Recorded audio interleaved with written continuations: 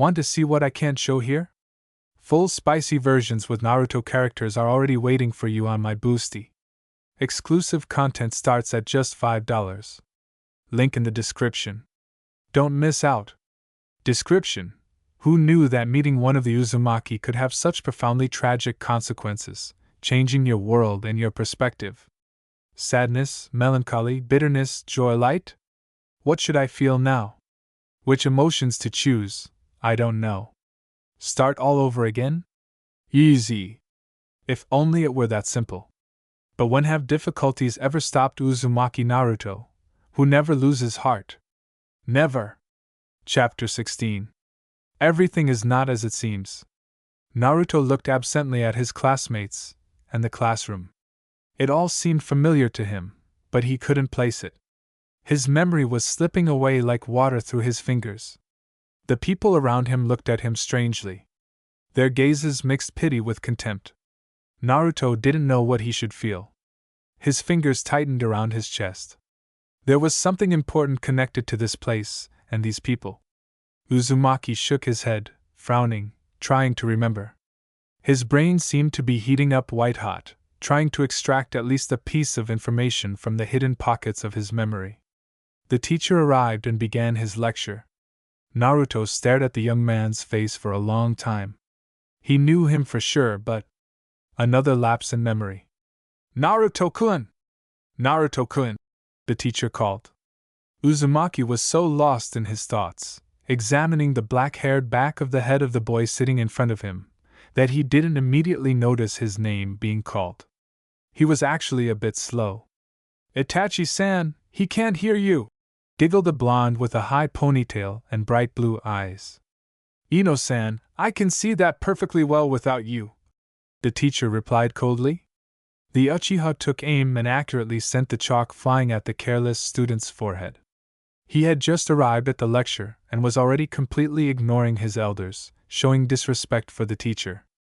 The blonde, without turning his head or raising his eyes, deftly caught the projectile between his index and middle fingers, and then looked at the chalk in bewilderment, as if not understanding how it had ended up in his hands. There was a small hint of surprise in the boy's dull eyes. However, these were the first emotions the child had shown since the beginning of the lesson. Uzumaki placed the chalk in his palm and examined it as if it were some kind of wonder of the world. Naruto-kun, can you hear me? Asked the brunette, who approached, looking down at the student. The blonde slowly raised his head. Recognition flashed briefly in his cloudy eyes, his lips silently murmuring, Itachi. But then the boy's gaze faded again. Naruto-kun, repeat what I just told you. Uzumaki shrugged. The Hokage's son looked a little strange, as if he were out of his mind. Naruto-kun, you need to listen more carefully, Itachi said sternly and, taking the chalk, went to the board. The blond boy continued to stare at the spot on his palm where the chalk lay. I'm missing something, the boy said barely audibly. Shikamaru, dozing on the desk in front of him, raised his head with interest and turned around. He ran his gaze over the blond boy appraisingly, found nothing interesting, and again dropped his head onto his crossed arms. Then he turned back to his neighbor and studied him more closely. Something about this classmate caught his attention. During recess, the students flocked into the hallway. Naruto, following an incomprehensible instinct, followed everyone. Children were running down the hallway, shouting and having fun. Suddenly, something hit the blond boy painfully on the back of the head. He turned around abruptly and saw an apple rolling across the floor. 3 grinning boys stood in front of him.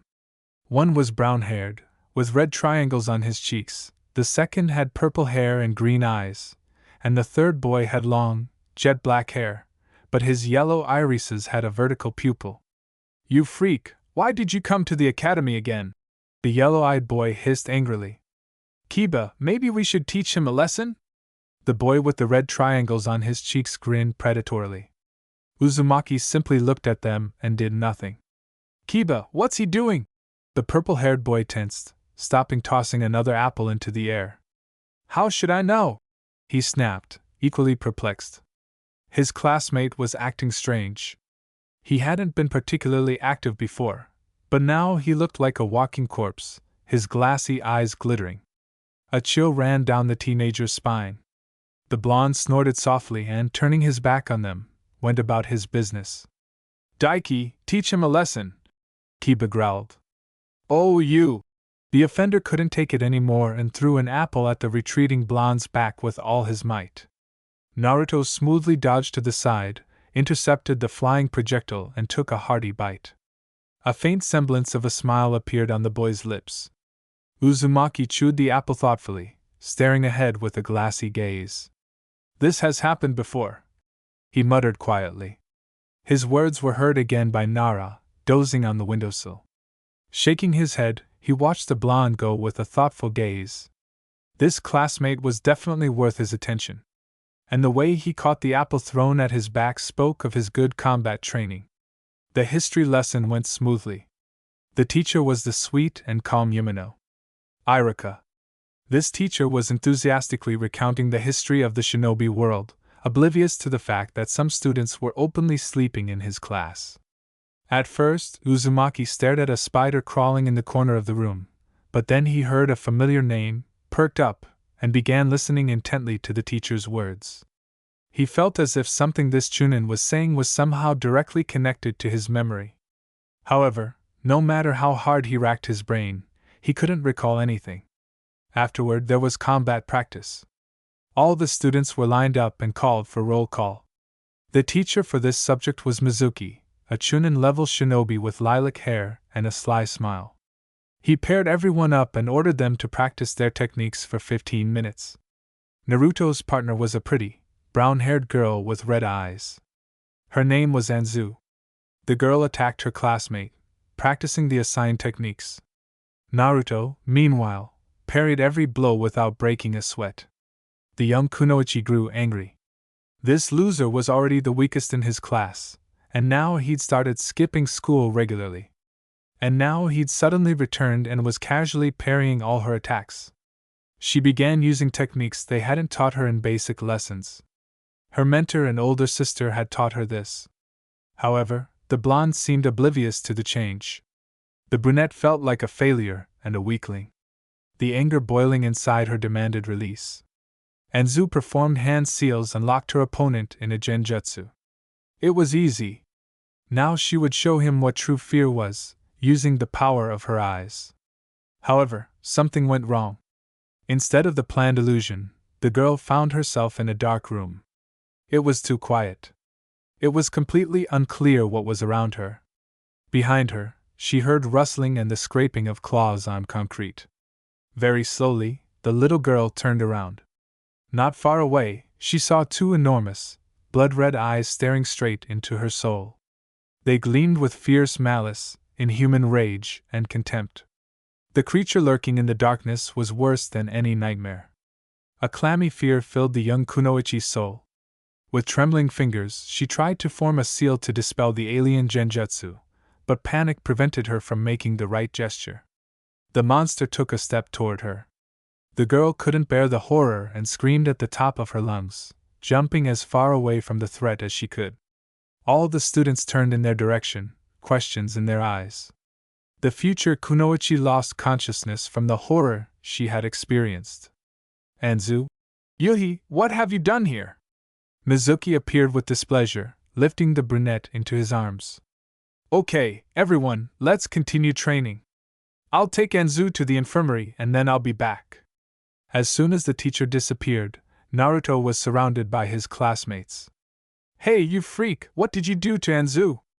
Asshole, answer when asked. Naruto looked at his classmates with some disdain. These insults didn't touch him at all. You think you're so cool if you could dodge a weak girl's attacks? Threats and insults poured out in a large stream. However, the blonde's grin only widened, which infuriated his opponents even more. Freak, get back where you came from! There's no place for cripples among us. You're a cripple, you'll never become a shinobi. Daiki spat angrily. Uzumaki tilted his head slightly to the side and looked at the children surrounding him with faint interest. The sly narrowing of his eyes and the mocking smirk on his lips did their job. Something in that look infuriated the boys even more, and without even bothering to distinguish, Kiba lunged at him, punching him. The other boys, seeing the blonde's expression, twisted in anger. Naruto dodged Inuzuka's fist to the right, his hands still in his pockets. Then he had to dodge attacks from 3 more opponents. A cheeky grin played across Uzumaki's lips. Adrenaline coursed through his veins, bringing him a genuine sense of enjoyment from the fight. Sasuke's punch to his right side nearly caught Naruto. He had snuck up too stealthily, forcing him to quickly pull his hands out of his pockets. Now the fight had gotten serious. The opponents attacked chaotically, mostly hindering themselves. Uzumaki effortlessly dodged all the attacks, occasionally parrying a few. The techniques used against him grew more and more serious. Naruto accelerated his body. His fighting instincts took over, and now several of his defeated classmates were clutching their dislocated wrists and shoulders, groaning and cursing at the insolent blonde. The crooked grin never left the boy's lips. Suddenly, he felt he couldn't retreat. He quickly glanced down and saw that his legs were trapped by an earthen trap. "No, that won't do," Naruto chuckled, crouching low in a strange stance and scattering the opponents who had so carelessly approached him. However, he knocked out those 4 brave men. Only 3 remained standing. Uzumaki raised his eyebrows questioningly, silently wondering if they would attack. "Gokakyu no Jutsu!" came from behind. Naruto flinched and turned around. What happened next happened too quickly. Sasuke performed hand seals and blew out a large fireball. The blonde flinched, but his legs were firmly trapped by the earthen trap. Having formed a hand seal for a simple kawarimi, the boy grimaced in disappointment. He didn't have enough chakra in his body even for such a simple technique. Uzumaki closed his eyes to protect his vision and, covering his face with his hand, tried to position his body so as to minimize the impact of the technique. A dark-haired man landed nearby, grabbed Naruto, and vanished with him into the haze, leaving behind several logs that the fireball had struck, scorching the bark and scattering sparks. 2 figures appeared on the platform where the stumps were being worked. Itachi held the blonde's tense body in his arms. Everything happened so quickly that the children didn't have time to take in the details. The Uchiha set the child on his feet and looked at him sternly. "Naruto-kun, don't you think this is a bit too much of an appearance at the academy? Couldn't you be more careful?" Uzumaki looked up and looked defiantly into the dark eyes of his interlocutor. Why did this Uchiha think he was the one instigating the fight? Itachi tensed involuntarily. Such a hard, cold gaze was common among ANBU shinobi. This blonde was clearly hiding something behind such a weak and inconspicuous facade. But this also couldn't help but pique the interest of the experienced fighter that was Uchiha. The brunette wanted to challenge the boy to a duel and test his strength himself. "You should go home now," the teacher remarked. "Okay, Itachi-sensei," Naruto replied quietly. However, coming from the boy, it almost sounded like an insult. The brunette frowned. This blonde wasn't acting like a 9-year-old at all. He'd had odd behavior before, of course, but nothing this severe. When Uzumaki left the training grounds, Itachi approached his younger brother and gave him a sound slap on the back of the head. "Sasuke-kun, this behavior is a disgrace to our clan's name. We'll talk about your stupidity at home." The elder Uchiha dryly scolded the dejected teenager, to which the boy pouted and turned away, trying not to show how much his older brother's words had hurt him. Itachi began examining the students and providing medical assistance to those who needed it.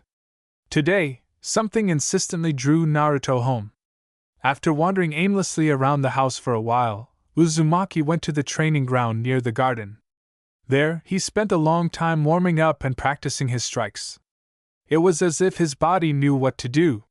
He remembered what his mentor had said.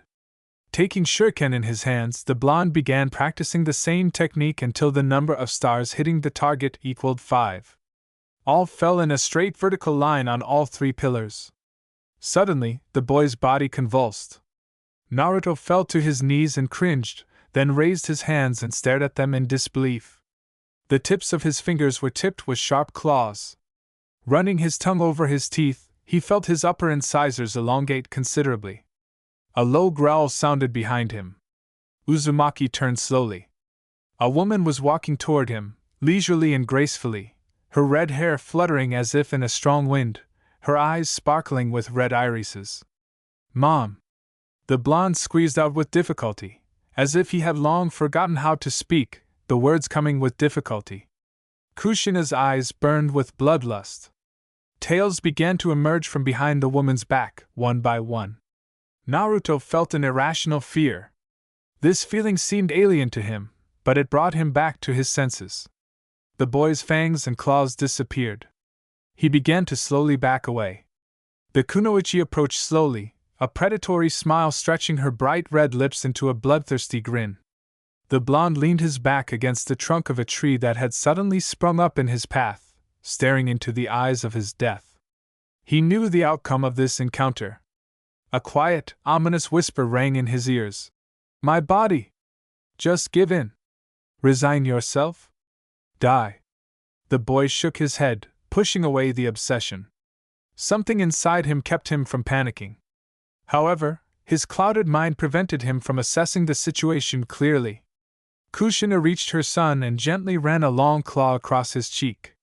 "This body should belong to me," rumbled a low, growling voice, clearly not human. His red eyes were filled with pure madness. A dark stain was growing on the Jinchuriki's stomach. Black, viscous blood trickled from beneath the long t-shirt that covered his hips, soaking the kunoichi's pants. "I've been preparing this for so long. It's mine! For 9 long years, I've been rebuilding it, breaking it, and changing it to suit myself. You won't be able to resist. My commands work in your mind. Your every thought is subordinate to me. Resistance is futile. Surrender!" Naruto tried to press himself further into the tree, pushing away as much as possible from this touch and staring into Kushina's eyes. He was desperately searching for something in them. It was vitally important for him to find this something. The kunoichi's sharp claws scratched the skin of his cheek until it bled, causing the boy to flinch. The fiery chakra that coated the woman's hand scorched the delicate skin. "Get out of this body," the demon growled. "It belongs to me." Dark lines ran across the boy's body, spreading from the seal on his stomach. Naruto let out a groan of pain through his tightly clenched jaws. It felt as if his veins were rupturing and bursting, and his skin was trying to turn inside out. 4 tails blossomed from behind the bloody habanero like a bloody flower. Both of Kushina's hands grabbed the blonde's slender throat and began to squeeze. Joyful anticipation burned in her bloodshot eyes. The Jinchuriki was completely under the 9-tailed Kyuubi's control. Naruto suddenly shuddered and his eyes widened. Understanding flashed in his cloudy eyes. He remembered. The demon had tried to control his body, his mind. It had left a burn mark on his stomach. The fox had tried to erase his memory, or at least block it. The tailed beast had almost succeeded. Uzumaki hadn't imagined that the dark Kyuubi would be able to control and manipulate his body while in another host. The demon had done something to him, he could feel it. Too late. The 9-tailed Kyuubi growled in his face. Naruto winced and, straining with all his strength, tried to tear the Jinchuriki's hands away from his throat. His skin burned painfully with demonic chakra. The blonde desperately tried to utter even a sound, to reach his mother's consciousness. At that moment, he was worried not for himself, but for Kushina, as the tailed beast could completely take control of her mind. And returning would be difficult. Naruto desperately resisted, but the forces were too much. The boy's face had already turned blue from lack of oxygen, his fingers convulsively clawing at the hands holding him. The blonde exhaled hoarsely, his blue eyes rolled back, and his hands fell limply. At that moment, the Uzumaki clan fighters arrived, sensing the demon's breakthrough. They managed to loosen Kushina's tenacious grip. The boy's hands had barely left his throat when his eyes snapped open and heaved a sharp intake of breath, his gaze completely focused. "Mom! Mom!" the child cried desperately, trying to attract the attention of the raging blood habanero, who was being held back by 5 experienced jonin. The kunoichi's red eyes glowed with madness, a hoarse growl ripped from her throat, and her breath steamed from her mouth, as the surrounding air was much colder. Two fighters were thrown back by a powerful blow from the demonic tails. However, this brief interruption, distracting the Jinchuriki, was enough for the older Uzumaki, wearing a white armband, to perform a series of hand seals. A symbol lit up on the man's hand, and he touched it to Kushina's forehead. The woman immediately went limp, her eyes closed, and she hung in the shinobi's arms. The kunoichi's body had also suffered from the Kyuubi's chakra, bleeding all over her skin. "Mom!" Naruto screamed with all his might, his voice breaking. The blonde tried to rise on trembling legs. He thought his scream could be heard throughout Konoha, but only a creaky, quiet sound came from his throat. At that moment, the boy began to fall backward, losing consciousness from the pain and shock he had experienced. Minato picked his son up and painfully examined his wounds. It was a miracle that the boy could stand on his feet for so long with such wounds. Naruto weakly twitched his entire body. Consciousness floated out of oblivion, but was in no hurry to return to reality. His body felt strange, as if in zero gravity. Distant voices could be heard as if through a thick layer of cotton wool. "Quiet, my boy, quiet. You're safe," the man said softly. "Ishiyama-sensei show." His consciousness plunged into darkness. The body of a blond boy floated in a tall glass flask. The child's frail body was shrouded in wires and sensors, his face covered with an oxygen mask. The doctor thoughtfully studied the readings and examined the patient. Naruto's body was severely burned by demonic chakra. The neck, stomach, and shoulders suffered the most. The skin on his throat was almost blackened, but observers said the child still managed to call out for his mother. The medic Nin was also haunted by the feeling that someone was trying to heal the boy from within. Although such a thing was essentially impossible, the experienced warrior hadn't ruled out the possibility. It was a shame it was impossible to verify. The restorative solution stirred faintly. The man was struck by the tenacity with which Uzumaki clung to life, and he was determined to do everything in his power to help the boy pull through. The doctors had given up hope that the boy would survive or even wake up, but Naruto defied all predictions and the laws of the universe. The patient regained consciousness several times, only for brief moments, but even then he tried to move. His body tensed involuntarily, his hand reaching toward the pouch of kunai that was habitually strapped to his right leg. 2 weeks had already passed. The burns from demonic chakra had almost completely healed, but the skin on the boy's neck was still in terrible condition. Red, inflamed, with purple streaks. The staff drained the solution from the flask and, carefully disconnecting the sensors and wires, transferred the child's body to the table. There, they carefully treated the still healing wounds, bandaged him, and then secured the body with straps and seals. The patient's breathing changed. His eyelids fluttered and lifted. The blond man's bleary gaze scanned the surrounding area and focused on the doctor. He stared for a long moment, trying to focus, then began to fidget. Realizing he was shackled, he fell silent. Sure, the man said softly. "I understand it's hard, but try to move as little as possible. And relax as much as possible." "Where am I?" the boy mouthed. "You're home," the man replied tenderly, running his hand through the child's hair, trying to calm him down. The patient closed his eyes and tried to relax his body, but a bitter, sarcastic smile twisted his lips. The doctor frowned. The patient's expression was anything but childish. Chapter 17. A Heavy Legacy.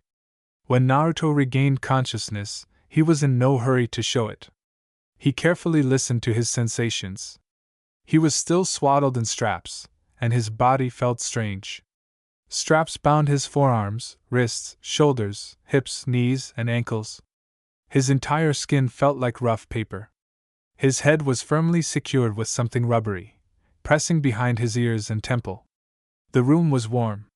He had no detectable chakra of his own. An unenviable situation. Someone passed by, blowing a cool breeze. Curiosity won out, and he needed to get more information. Naruto slowly opened his eyes, blinking, adjusting to the bright light. A doctor in a white coat stood with his back to him. "Good afternoon!" The man turned to him, giving him a soft smile. Glad to see you're awake. Uzumaki studied him silently in response. He was a man of about 60, with sun-bleached reddish hair pulled back into a high ponytail. A deep gray streak touched his temples. His green eyes were attentive and searching. Well, since you've regained consciousness, let's introduce ourselves. My name is Uzumaki Arata. Now I'd like you to tell me who you are. The blonde was simply silent. If I was taken away when Kushina attacked me, then this man should know who I am. Then why this question? And something in his voice makes me wary. And what answer does he expect from me? Then let's simplify things a little, the man said conciliatorily, seeing that the boy was not going to talk. I am Uzumaki Naruto's uncle. But I know that you are not him. The patient's gaze did not change. The man sighed heavily. Okay. Then it's even simpler. Naruto always came running to visit me, complaining about his life, his troubles. But you don't even remember me. And yes, your throat is completely fine now. A normal person wouldn't be able to speak at all after that. But your body healed something from the inside. At least this power restored your neck first, and only then took care of your body. So there's nothing stopping you from talking. Naruto swallowed nervously. I don't remember. The dark Kyuubi did something to me, and I forgot everything. It blocked my memory. Aha! Well, excellent try. But let's try again. The man's tone remained soft and friendly, although Naruto's insides were twisted with horror. Behind this mask of softness hid a subtle mind and harsh calculation. Marino Ibiki had such piercing eyes when he interrogated another victim. So, in your memory, there is no mnemonic memory, no visual memory, no. The doctor took out a scroll and unrolled it towards the blonde, showing strange graphs and symbols. Basically, this means you don't know me and have never met me. So you can't possibly remember me. Naruto tried frantically to think of a way out of this deadlock. There was no way to break free from the restraining straps. There was too little data to give anything useful. He was wary of this calm doctor. Every instinct screamed danger. However, his intuition assured him that he should trust this man. The boy closed his eyes and tried to calm down. If nothing else came to mind, then why not tell the truth?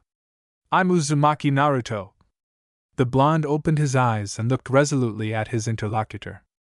Arata raised his eyebrows and looked at the boy mockingly and condescendingly. It was as if a small child was trying to sincerely assure his elders, looking with wide innocent eyes, that he didn't take the chocolate, but the child's face and hands were all stained with chocolate. Which made such a lie doomed. From another world. The man's face froze. He looked into the boy's eyes for a long time, but saw that he was not lying. He sensed the blood and energy of a true Uzumaki in the boy. Intuition also advised believing this child. The sensors connected to his fragile body also produced a smooth line. It was a kind of polygraph, a special development of the Uzumaki clan, indicating whether a person was telling the truth or not. Only the readings were based on several factors: pulse, chakra, and special energy at the cellular level. Using such equipment was expensive and troublesome, but the result was always 100%. Arata was silent for a long time, standing motionless. When the tense silence dragged on for a considerable time, the man chuckled. Repeat, please, he asked softly. I, Uzumaki Naruto. From another world, the blonde repeated, slowly and distinctly pronouncing the words, and for some reason he seemed cheerful. Yeah, I know, it's hard to believe. I'm still in shock myself. And how old are you really? The interlocutor immediately got the gist. Yes, already more than 20, Naruto answered with a chuckle. Okay, the man pulled a chair closer and sat down. Now let's start from the beginning. Naruto began to tell his story. The man periodically interrupted him, asking again or clarifying something. Arata frowned, thoughtfully rubbing his chin. So in your world, Whirlpool was completely destroyed? Yes. Whirlpool Village was wiped off the face of the earth. I was too young then, I don't know what happened there. The adults didn't tell us. We need to consult with the council, the medic Nin said thoughtfully, taking a step towards the exit. No need, Naruto responded hoarsely. Why? The man returned and, tilting his head to the side, prepared to listen with interest to someone else's opinion. This is a different story. Different destinies. Not everything repeats itself. Imagine what it would be like for someone to find out that their entire clan was wiped out. Or for one good and loyal warrior to find out that he slaughtered his entire family, his entire clan, every single one except his younger brother, to become a Nunkanin. No matter how cool shinobi we are, this is not something that will be easy to digest. Then why did you take it so easily? And I had nothing to lose in that world to begin with. No parents, no relatives. Almost all my friends died. And I still don't have a girlfriend. So what? You've never loved anyone? Arata snorted incredulously. No. I loved my teammate, but after what she did, I can no longer trust women. And what did she do? The red-haired one asked with interest. The blonde closed his eyes to hide the mischievous sparkle in his eyes. He needs to detain the shinobi by any means necessary and dissuade him from telling the truth about him to the rest of the clan. They don't need that knowledge. She admitted that she loved me on the Hokage's orders. That makes sense. You are Konoha's main weapon after all. I was. In that case, it was reasonable to keep you at any cost. Go to any lengths? Everything, the man nodded a little hesitantly. I've been chasing her since the first grades of the academy, and she loved my best friend. I confessed my love to her countless times, asked her out. It was all to no avail. Sakura always rejected me. Insulted me, beat me, but I continued to idolize her. And she always sighed for Sasuke, our teammate and my best friend. And when I had already resigned myself to the fact that the heart of my beloved girl was taken forever, they gave me such a handout. And I idolized Sakura before that, adored her. And then, the boy's face twisted in disgust. I don't need pathetic handouts and this pity. It was too vile. I didn't expect this from her. This is worse than betrayal. And she's never been able to lie. It's like throwing a bone to a dog. Such pain was reflected in his faded blue eyes that it was immediately clear that the boy had been very upset by this betrayal, and was still upset. For some reason, it seemed that the blonde's eyes should be a bright, saturated color, the kind that are immediately memorable if you see them in a crowd. You think shinobi can live a normal life? I believe that shinobi are more than just killing machines. They deserve to live a normal life and experience normal human emotions. And how did you manage to survive with such a perception of the world? Well, somehow I lived. Heck, I even won the 4th Shinobi World War. So it must have been worth something. The boy narrowed his eyes slyly. Not myself, really. Naruto. The older shinobi chided affectionately. Why did they swaddle me? Was it really necessary? The boy asked as innocently as possible. If you saw the scar on your stomach, you would understand that this really was necessary. And how dare you free me? Naruto narrowed his eyes slyly. Forgive me, the man answered softly, but they swaddled you not because we are afraid of you or worried that you will escape. We have not yet fully stabilized the dark chakra of the Kyuubi in your body. So this is for your own good. I propose a compromise. You tell me your entire story, your entire life up to this point, without holding anything back. And in return, I answer all your questions. Absolutely all your questions. The man clarified, seeing the boy's brows draw together in disbelief. Naruto listened to himself. He still felt weak. And this man, it seemed, was his own blood.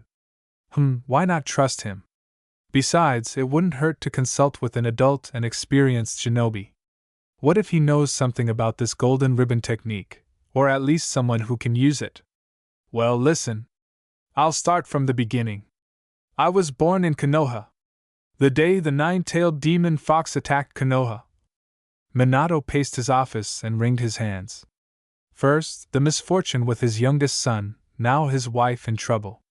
The Kyuubi's dark chakra was unleashed. His subordinates tried to avoid even passing by the office, as Namikaze was terrifying when angry. It was becoming increasingly difficult for the ANBU guards to remain unnoticed, looking like mere decoration while concealing their own chakra. Minato's aura weighed heavily on the experienced warriors, forcing them to tense their entire bodies in anticipation of an imminent attack. Instincts honed over the years were doing their dirty work. It was no wonder the Yondaime was feared in all countries. He was a perfect match for the bloody habanero when enraged. However, right now, the man looked more like a wounded and enraged lion. "Damn you, Hiruzen!" the blonde exclaimed angrily, slamming his fist against the wall. The photograph of the so-called Hokage, with a mourning ribbon in the corner, fell from the wall. "Why the hell did I agree with your arguments?" "Because you, Sarutobi-sensei," the blonde hissed venomously. "And Danza placed a new seal on the Jinchuriki. Kushina's life is now in danger. At least the Uzumaki clan stands by their own and took his wife to a safe house under the clan's protection, rather than sending her to the underground dungeons, as the elders had planned. Damn it! Minato blamed himself for everything, for being a worthless father and a bad husband. And what's more, the Hyuga and Uchiha were inconveniently going on a rampage. At every clan meeting, they put more and more pressure on the ruler of Konoha, forcing him to accept the majority's demands. However, Namikaze still held on. He valued and loved his village too much to hand it over to these jackhals who couldn't even negotiate with their own clans. The only silver lining in all of this was that the Uzumaki clan stood firmly behind Kushina and had the Hokage's back. Their reliable barriers protected Kanohogir no Sato, their sealing techniques were an undeniable asset in the shinobi's lives, and no one dared to oppose the Crimson Devils. They wielded far too much power, though even this always created complaints. The Uchiha disliked this state of affairs, however, as almost all power within the village was wielded by the Uzumaki, who had infiltrated Konoha like cockroaches after Kushina was named the next host of the Nine-Tailed Demon, the Kyubi. No other clan could boast such unity. Furthermore, the Uzumaki branch, dedicated to the development of martial arts, remained in the whirlpool, so there was nothing to incriminate the outsiders who had settled in. And absolutely everyone was resorting to their services. Namikaze stopped by the desk and swept all the documents onto the floor, then just as abruptly pulled himself together. The most important thing now was to hide Naruto from prying eyes. The kid had already shown his true colors, beating up all his classmates. And when had he become so strong? The truth was investigated long and hard. After a good deal of stress for teachers and students, it turned out that the kids had decided to gang up on the Hokage's son to teach the upstart a lesson. For some unknown reason, Naruto's classmates disliked him, and no one could clearly explain why. The children were punished, even though the heads of the clans themselves took charge of the scions of prominent clans. Where had anyone ever seen children so openly undermine a family's reputation? Minato couldn't help but smirk. Whether intentionally or not, his son had given them a little leverage over their overly uppity enemies. Is it unheard of to openly attack the Hokage's son when the heads themselves have such a tense relationship with the village ruler? Accusing the ruler of plotting against him was a piece of cake, so all the clans were forced to temporarily lie low and make concessions, which Minato took full advantage of. And then this Uzumaki sent me here. That's all. Naruto finished his story. You know, not long ago, there was such a person in our clan. True, the girl was a little crazy from birth, and then she became completely strange. She claimed to the entire clan that parallel worlds existed. Everyone just laughed. They thought the girl had completely lost her mind. The blonde immediately perked up. Where is she? She left the clan 6 months ago. No one stopped her. She has a powerful mental block on her mind. She is useless to shinobi if she is captured. So, Arata shrugged. The boy tried to jump to his feet. The machines began to beep unpleasantly. Naruto, relax, the doctor reassured the patient. You can't strain your body yet. The blonde closed his eyes and evened out his breathing. And you can't tell that you're an ANBU captain, acting like a child. Although, the man frowned, considering something.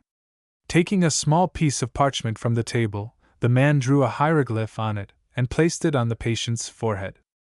Naruto, channel chakra into this piece of paper. You forgot, there is no chakra in my body, the boy reminded dryly. Just do as I ask, the doctor insisted. The blonde closed his eyes and concentrated. The symbol changed. I see. And what is clear to you? The interlocutor asked sarcastically. Naruto, listen. At birth, as you already know, this body was severely damaged by the QB. While we were treating your body, we examined you thoroughly. And we discovered something interesting. Arata-san, stop dragging it out. The QB didn't just fill your body with its chakra. And you also told me that your body contains small clots of chakra with their own minds, the purpose of which was to completely destroy the chakra circulation system. So, the Nine Tails completely prescribed the behavior pattern of this body from birth. How is that possible? If it slowly poured chakra into Naruto's body when he was still in the womb, then at birth, then when clinical death occurred in the hospital. By the way, personally, I believe that Naruto's clinical death was the starting point. And where is he himself? He died falling from a tree. After your words and the QBS, I am convinced that the demon was planning to occupy Naruto's body, but then I unexpectedly appeared. And I disrupted all his plans. And if we take into account all of the above, then Naruto's behavior this whole time was influenced by the QB's settings, acting directly on his brain. And as I just checked, they influence your behavior too. What do you mean? Is that even possible? Are the tailed demons capable of such things? I don't know about the other bijou, but the nine-tailed QB definitely can. Only after Kushina-san's attack on you did it become clear what exactly the QB was doing all this time. It plunged Naruto into a constant state of depression, weakening his spirit from within, and returned you, let's say, to the period of early childhood. And your level of perception of the world became like it was during your training at the Shinobi Academy. Somewhere at the level of 10 or 12 years old. But I remember all the techniques. The boy turned pale. You told me about the nine-tailed of your world. I still can't believe that you can find a common language with a demon and that they have real names. But this world's nine-tails is completely different. What do you mean? Different? The QB can cast illusions on people. The Sharingan wouldn't work on it. Uchiha. But how then? Naruto fell silent, confused. Exactly. Your fox was red. Our nine-tailed fox's coloring is almost black, or rather, dark burgundy, almost brown. His fur is the color of dried blood. He can transform into a human. And he's excellent at casting illusions. The blonde chewed his lip thoughtfully, growing increasingly gloomy. Perhaps your friend. I can't believe I'm saying this. Your fox is going to need help.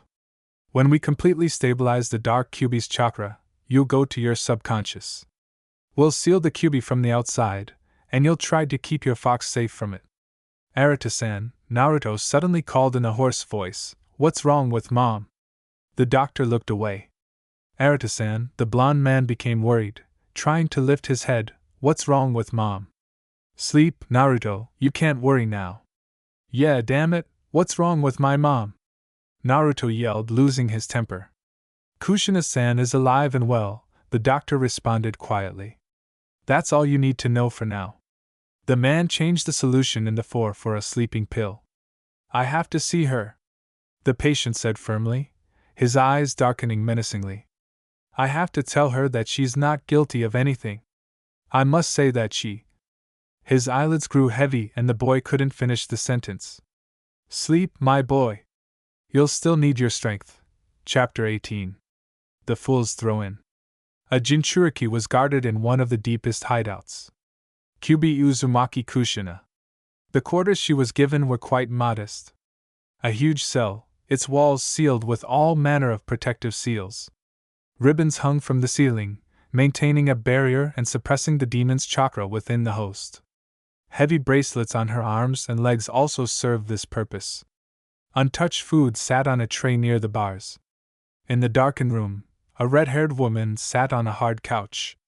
The kunoichi pulled her knees up and wrapped her arms around them, resting her forehead on her folded hands. She remembered every minute of that nightmare, every action she had taken when she couldn't control herself. And even the knowledge that the QB was controlling her body at that moment didn't ease the suffering. Dark circles appeared under her eyes from lack of sleep. Kushina was afraid to fall asleep, as the demon's dark essence kept bringing fresh images of Naruto's bloody massacre. In the nightmares that began to haunt her every night, she tore the boy to pieces with her own hands and devoured his flesh, while his dead eyes continued to stare reproachfully at his mother. Kushina woke with a terrible scream, covered in tears, and afterward, her body was racked with chills. Uzumaki bit her lip until it bled. A small red droplet rolled down her chin. The kunoichi wiped her chin with the back of her hand and, seeing fresh blood, squeezed her eyes shut. It resonated so strongly with her nightmare. After all, she herself, with her own hands, had almost killed her child. And even the fact that the boy had been saved and that, before losing consciousness, he had reached out to her and cried out, "Mama!" did not diminish her pain and guilt. She had allowed the demon to take over. Her child, her own flesh and blood, had almost paid for it with his life. How could she look Naruto in the eyes now? How could she even look in the mirror? The woman was glad to be locked away in this dark dungeon. If she were at home, in comfort, she would have broken all the furniture, smashed every mirror. She would have razed this damned village to the ground. Her heart was clenching painfully in her chest. The kunoichi grabbed a strand of red hair and yanked it viciously, immediately wincing in pain. She couldn't forgive herself, and it ate away at her insides like acid. A single tear rolled down her cheek. Quiet footsteps were heard in the hallway. A tall, stately man, his red and gray hair pulled back into a high ponytail, stopped in front of the cell. "Amato-chan, what's this dampness you've created here?" the man asked, pointedly ignoring the prisoner and examining the walls, completely covered in protective seals. The older brother was letting his little sister tidy herself up. Kushina respected her brother very much. Quickly smoothing her hair and jumping to her feet, her metal bracelets jingling, the kunoichi straightened her clothes. "Hello, Aniki!" The excited woman rushed to the bars. "How is he?" "Your son is alive and well. I am amazed at his vitality." "How is he?" "What is he?" the woman asked in a hoarse voice. "Kushina, your son is a real Uzumaki," the man answered proudly. "Arita?" The kunoichi frowned. She always got annoyed by her brother always beating around the bush, approaching the topic of interest to her from afar. Everything is perfectly fine with Naruto. He is strong and stubborn. Just like his mother, the medic Nin smiled. "What does he? Does he hate me?" Kushina finished very quietly, but continued to look straight ahead, her eyes burning with unshed tears. The mother's heart was ready to burst with pain, but the woman was determined to accept any truth. "No, your son is very worried about you. I could barely keep him in bed. He kept wanting to jump up and run headlong to his mother." "He? What?" Kushina turned suddenly pale. The man slapped his forehead. "What a fool. Forgive me, Emoto-chan, I've become a complete fool in my old age. No, we completely restored his body. By the way, you got it much worse. He's just still too weak. But that doesn't stop him at all. He's already raring to fight," the man explained with a grin. "We had to put him to sleep again. He needs to fully recover. Until he's completely recovered, I won't let him go anywhere." The kunoichi couldn't help but smile, proud and happy for her son. But then the woman's face turned miserable again. "Aniki, I'm so weak," Uzumaki whispered, leaning her burning face against the metal bars. "Don't worry, Emoto-chan, we'll get through this. And we'll pacify your demon." Arita gently stroked his sister's hair. As a child, this always worked, stopping any tantrum of the 5-year-old beast. The red-haired fury had grown up, but the means of calming overly excited individuals still worked without fail. "How is Minato?" "I don't want to know anything about that idiot," Arita answered sharply. "How could he allow this? Some kind of Hokage. Just because we're on his side doesn't mean he can let things slide. He's not to blame for anything." Kushina began to passionately defend her husband. "Darling, stop mentioning him in front of me, otherwise we'll quarrel again. And how are the children? The kunoichi tried to distract her brother from the dangerous topic. Taro is still on a mission. What a timely move they sent him there. He doesn't know anything yet. And Mamoru needs a good beating, the medic Neen declared indignantly. The brat has gone completely wild. Anyway, I'm taking him under my supervision for now. I need to set this little brat straight. It's been a while since he's had a belt. Aniki! Kushina was alarmed. I don't know anything. It's time for this idiot to start learning Fuinjutsu.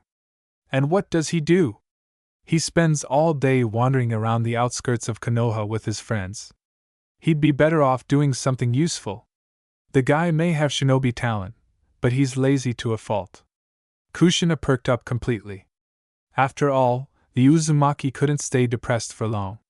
That was their true nature, to look for a lucky break in any barrel of manure, like a gold coin. And the most interesting thing is that they always found it. Naruto had been awake for a long time and was staring gloomily at the ceiling. The room was empty. His head was ringing with emptiness, as if he just had a good time with friends at a restaurant celebrating someone's birthday. It didn't help that the straps, which had been tested for strength, had held up brilliantly, but the same couldn't be said for the patient, who was out of breath from the effort. Of course, they told him to lie down and relax, but when had Uzumaki ever listened to strangers' advice? The silence was making his ears pop. The tip of his nose was itching unbearably. Nearby, out of the blonde's line of sight, something crashed to the floor with a thud. Naruto's whole body shuddered in surprise, and his body reacted to the loud noise in a completely strange way. The patient suddenly lost touch with reality.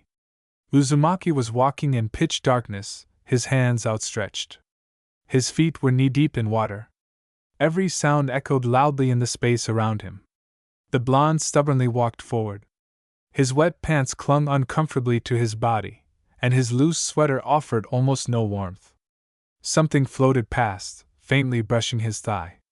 Naruto fumbled behind him and pulled it closer, trying to discern its true nature by touch.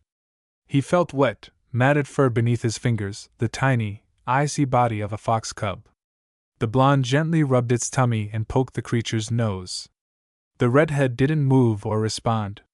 The young man frowned. Tucking his dead friend into his bosom, he began to move slowly forward, relying on memory. As a child, he too had felt his way through his subconscious to the QB's cage. Gritting his teeth in anger, Uzumaki caught several more dead fox cubs, tucking them all under his still-dry sweater, which was slowly soaking through the moisture. He didn't know why he was doing this, but it gave him peace of mind. Soon the water temperature warmed slightly, and the water level dropped just below his knees. The young man emerged into a huge room. Fireballs floated near the ceiling, providing dim illumination. A battered, and terribly emaciated Kurama lay against the far wall, his sides heaving with ragged breathing. A low, menacing roar came from the left. Naruto turned sideways to the danger and began to very slowly approach his fox, staring fixedly into the furious red eyes opposite him. "He has finally arrived?" the demon rumbled angrily, rising and stretching. The outline of his body smoothly emerged from the darkness. It was an enormous nine-tailed black fox. Although the boy knew that the color was actually different, his eyes saw exactly this picture. In the reflections of the light, only a wet, shiny black nose and blood-red eyes with a vertical pupil were visible. Everything else was again drowned in darkness. "But Kurama's eyes are yellow." Naruto didn't even notice that he said it out loud. "Ho, he told you his name? A pathetic cur, who bowed before a weak little human. And don't you want to introduce yourself?" the blonde asked politely, still slowly approaching Kurama. "Pathetic insects like you call me QB. I won't tell you my real name. Then maybe you can explain why you need my body?" The black fox was silent for a long time, studying his interlocutor with a keen, attentive gaze. As if he were a carcass for cutting, he looked him over from head to toe and back again, thoughtfully tilting his head to the side. Then he growled menacingly to intimidate. Not seeing the desired reaction and not sensing fear in his interlocutor, he chuckled angrily, baring his teeth. I want to be human.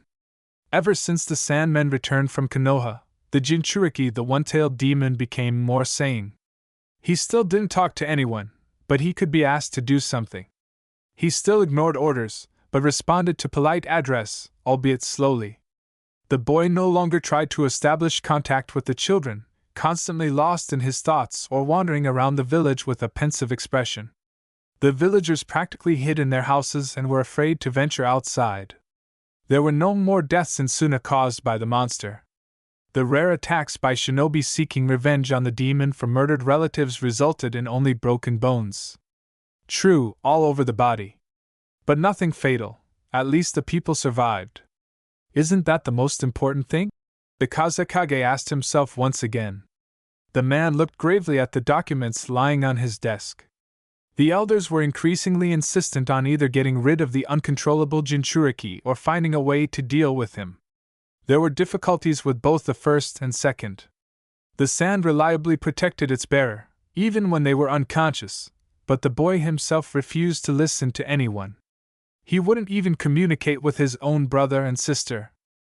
Gara-sama, Kazekage-sama is calling for you. The shinobi landed abruptly in front of the red-haired boy. Obakuno flinched in surprise and wanted to immediately get even with the insolent man by giving him a sand burial. Lifting the warrior by the leg with the sand, the Jinchuriki thought for a long time. The man had already prepared himself for imminent death, knowing full well the cruelty of this monster. However, time passed, and the bony one did not appear. The shinobi risked opening one eye. No matter how brave the warrior was, dying was still terrifying, especially in such a stupid way at the clutches of this little monster. Gaara still looked at him thoughtfully. Naruto-kun won't like this. The boy muttered under his breath and released the sandy shackles. The man collapsed to the ground, still unable to believe his good fortune. However, this strange occurrence wasn't the first time. After casting an appraising glance at the insolent man, causing him to turn deathly pale, the Jinchuriki turned and slowly wandered toward the ruler's residence. The secretary, having encountered the gloomy Sabakuno, immediately rushed to the Kage's office and flung the door open for Gaara, hiding on the other side. However, this was of little use if the little monster was in a bad mood. He could injure anyone, and no barriers could save him. Gaara crossed the threshold and paused briefly, casting a grim glance at the secretary hiding behind the wooden door. The man turned even paler and almost fainted, but a tongue of sand appeared from the gourd and he instantly retreated from the Kage's office. The red-haired boy made vague sounds and abruptly closed the door, causing his father to flinch. "Son!" the man greeted in a dry voice, nodding his head slightly. The Jinchuriki froze in the middle of the room and looked completely indifferent, ignoring the greeting. "Gaara," the shinobi said sternly, "you almost crippled the Chunin I sent to you." The boy stood like a statue and seemed not to even breathe. Like a porcelain doll. His eyes were glassy, his skin pale to the point of transparency. You couldn't tell he lived in the desert under the scorching sun. And he simply conveyed an invitation to my office for you. "Gaara, this is completely unacceptable behavior." The man raised his voice slightly, already seeing that neither words nor tone would have any effect on his son. The shinobi clenched his fists and glared at his child. Sometimes he was so tempted to snap the boy out of this indifferent state. Although he was well aware of the devastating consequences of such an action. The silence dragged on. "You have absolutely no desire to become a shinobi. You're scaring all the mentors. The elders are very upset by your behavior and want to take action. Believe me, you won't like them, so you must change." During the entire conversation, the boy didn't even blink once, which only heightened the feeling of his artificial origin. Before the man was a doll, an empty shell for a demon. The Kazekage frowned and began to glare darkly at his son. No matter what he said, no matter how much he shouted, the boy would not answer or react. He wanted to give up and tell the elders to go away, let them do with the Jinchuriki as they pleased. However, the Sabakuno clan's stubbornness and political acumen refused to be appeased so easily. The ruler decided to try his last resort, recalling their mission to the land of fire and the lively, energetic boy who had stumped even their grim Jinchuriki. But your friend, Naruto-kun, is so desperate to become a shinobi. I respect him. A dramatic change occurred before his father's eyes. Perhaps for those seeing the teenager for the first time, it wouldn't have seemed so significant, but his father, who had watched his offspring closely for so long, couldn't help but notice. Gaara's green eyes seemed to glow with an inner light, a subtle blush appeared on his cheeks, and his whole appearance became thoughtful, as if he had remembered something extremely important. Do you think we could give Naruto-kun a fitting welcome by inviting him to train with us? Gaara straightened up and looked at his father with interest. Yoshinori had never seen such an attentive and genuinely interested look from his youngest son. A thought crept into his mind that perhaps all was not lost, and he could reconnect with his bloodline. Father, do you wish to invite Naruto-kun to join us? The boy suddenly asked. The Kazekage, taken aback, didn't immediately realize that these words had come from his son, who hadn't spoken to anyone in over 5 years. Or, more accurately, if you counted living people.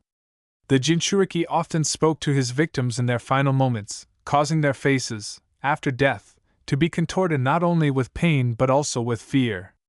The man quickly scanned the office, searching for someone new to talk to. He saw no one and turned his gaze back to his son. It was almost a miracle. It was as if a marble statue had suddenly spoken to you out of the blue. Yes. Do you approve of my idea? Gaara's eyes widened. His father never asked him anything and never consulted him. This was the first time in his life that the eldest dog No inquired about his youngest son's opinion. Good idea. The boy nodded approvingly, although his face still showed no emotion, but they were easily read in his eyes. The green pools glowed with such genuine joy that if his son had laughed at that moment, or even smiled openly, Yoshinori would have called him an ordinary child. Naruto-kun probably has excellent chakra control, the man said, somehow keeping the conversation going. Otherwise, how could he survive after meeting you? The Kazekage mentally voiced. Apparently, something flashed in his eyes too, because his son's gaze grew stern. Naruto-kun has almost no chakra, the teenager said coldly. Now it was time for the ruler to be surprised again, barely controlling his emotions and facial muscles. As Kage, he must always maintain a level head, under any circumstances. I see, the man said, his voice unnatural. But Naruto-kun might be interested in our doctor's research into bone regeneration after injuries. And wind techniques, too.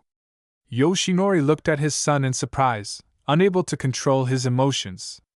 For the first time in his life, Gaara had uttered such a long, serious sentence. The boy looked at his stunned parent, who was still trying to compose himself, and chuckled with satisfaction. Maybe there was some truth in Uzumaki's words. I just need to work hard on it. Oh well, Naruto will come and teach me how to talk to people and what it means to be a real shinobi. Gaara thought, delighted beyond measure, already anticipating the meeting with his friend. Chapter 19. Collecting the shards. The black fox glared at his interlocutor. Okay. I get that. But why do you still need my body? Are you an idiot? The demon was indignant. I told you in human language. I want to become human. And in my demonic form, people will quickly spot me. As if they wouldn't sense you in human form, the blonde smirked. Worm, don't push it. The demon growled angrily. They certainly wouldn't have sensed me in your body. It was not for nothing that I prepared it in your mother's womb. Not a single sensor can see your body. So you really did this effort? Naruto was surprised. Why can't you take another body? The world is full of corpses. And I don't think that while my mother was carrying out tasks, she didn't come across corpses along the way. The young man did not specify that for many this outcome was precisely thanks to the encounter with the bloody habanero. No. Other bodies won't suit me. Any other body would simply be torn apart by my power. You think I've been rebuilding your body for no reason since birth? Your body is capable of holding a huge reserve of demonic chakra. I carefully worked through all the chakra channels so that as soon as I entered it, your body would immediately tune into my chakra. And everything worked until you and that red-haired curse showed up. Now, you can say whatever you want about me, but don't you dare insult my friends, Naruto frowned. Or what? Kyubi asked mockingly. You'll find out, the young man said promisingly. The black fox burst out laughing, shaking the walls of the room. That's hilarious! That's so funny! I even rigged this training session for the old Naruto on that very training ground. Before that, they used it to practice their shinobi techniques with wind techniques. Many of the branches were trimmed. Everything was planned perfectly. No one would have even suspected anything. The demon was clearly delighted with his genius. So it was you who killed this Naruto? The blonde asked gloomily, sternly compressing his lips. Of course. Then why the hell did you come to this world? Kyubi spat angrily. The young man felt his friend slightly shift his paw, and now their bodies were touching. The skin of his leg at the point of contact began to tingle slightly. So that you have no peace, growled Naruto. Kurama, come on. The red fox opened his yellow eyes and instantly filled his partner's body with chakra. Seal of the 48 gates of the underworld. Uzumaki, without wasting time, quickly folded a long bunch of symbols and slammed his hand into the floor. A barrier surrounded the black fox. 48 Tori, looking like a square wooden arch of red color, with graceful curls on the sides, descended on his body from above.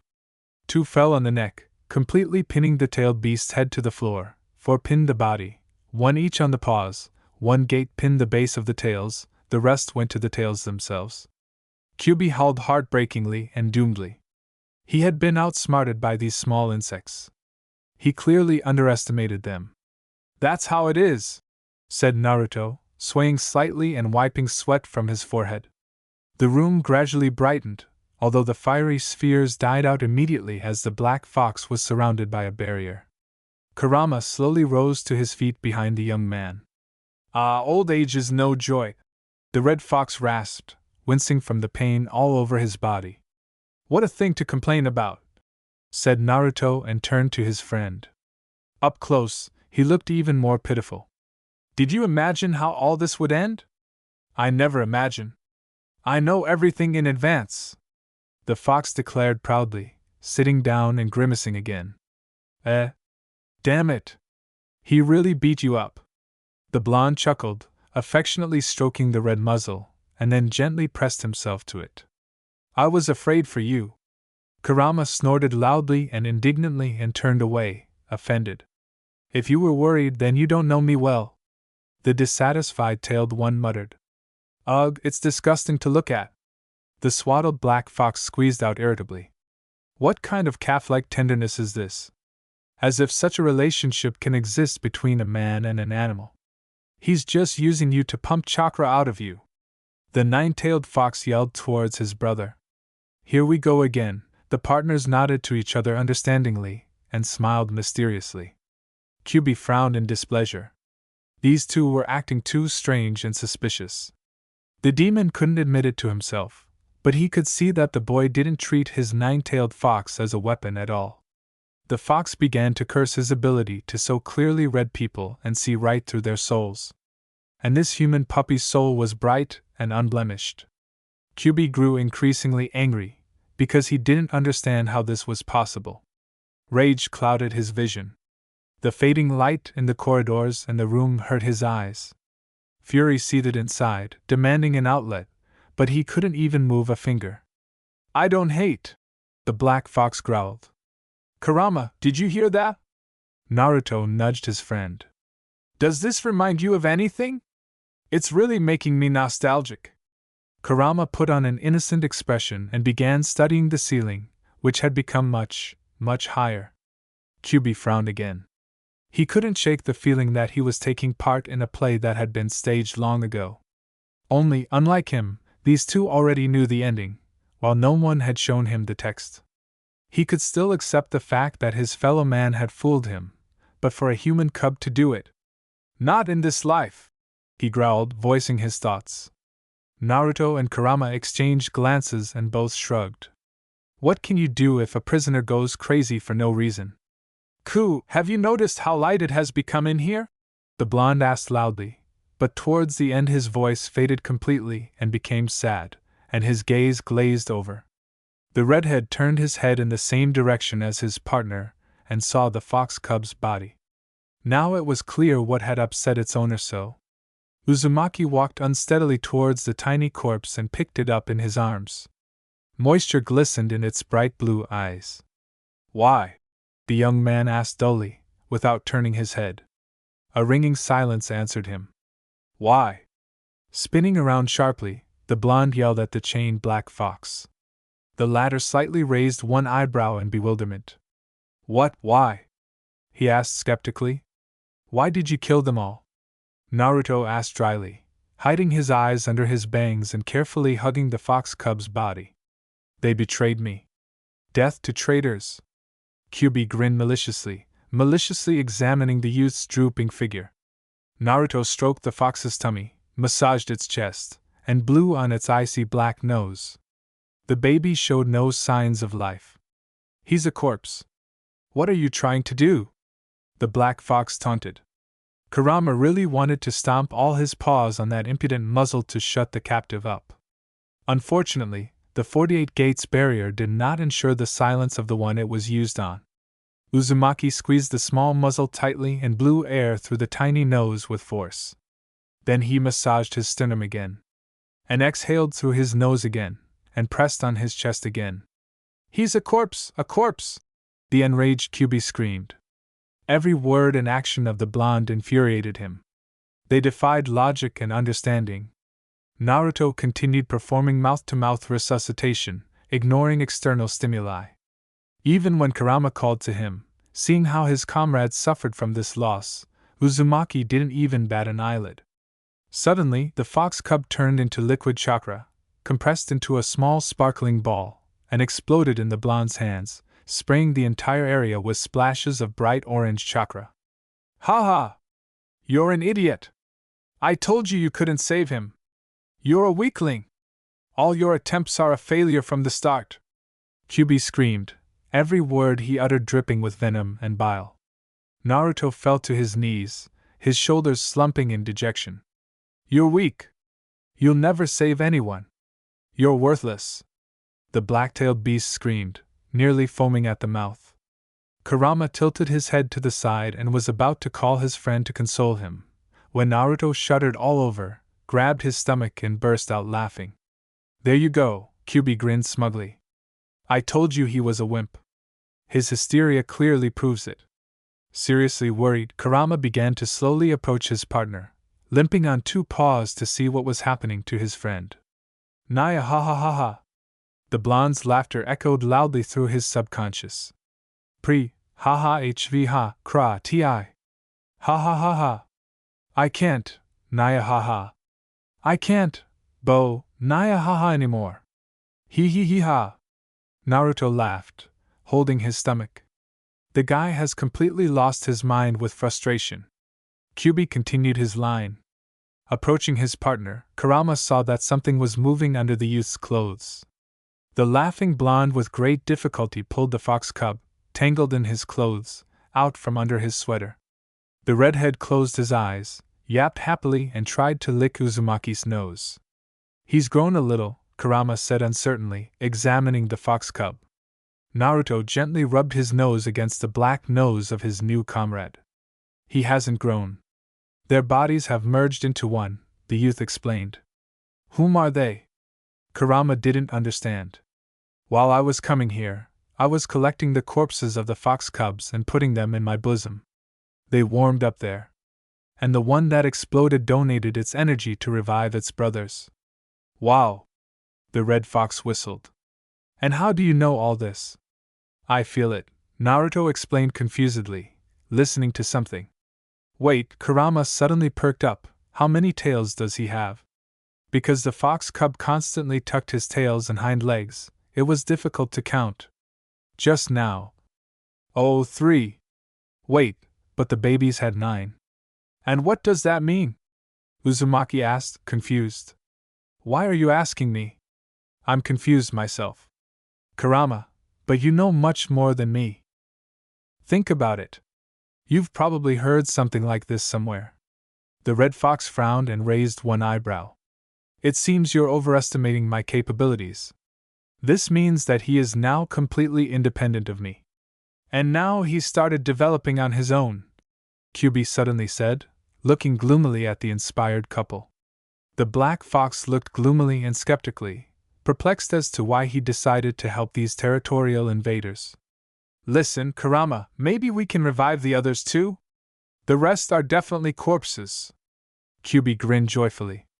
Oh, forget it. Kurama waved his paw. Go look, and I'll keep an eye on the little one. The search dragged on for a long time. With difficulty, the blonde found everyone using shadow clones. It helped that the ceiling was getting brighter with each passing hour. However, when he tried to lift the fox cub's body, it scattered in splashes of bright orange chakra, which quickly sank into the surrounding water, making it warmer. And this happened to everyone. A frustrated Naruto returned to the Great Hall, barely holding back his tears.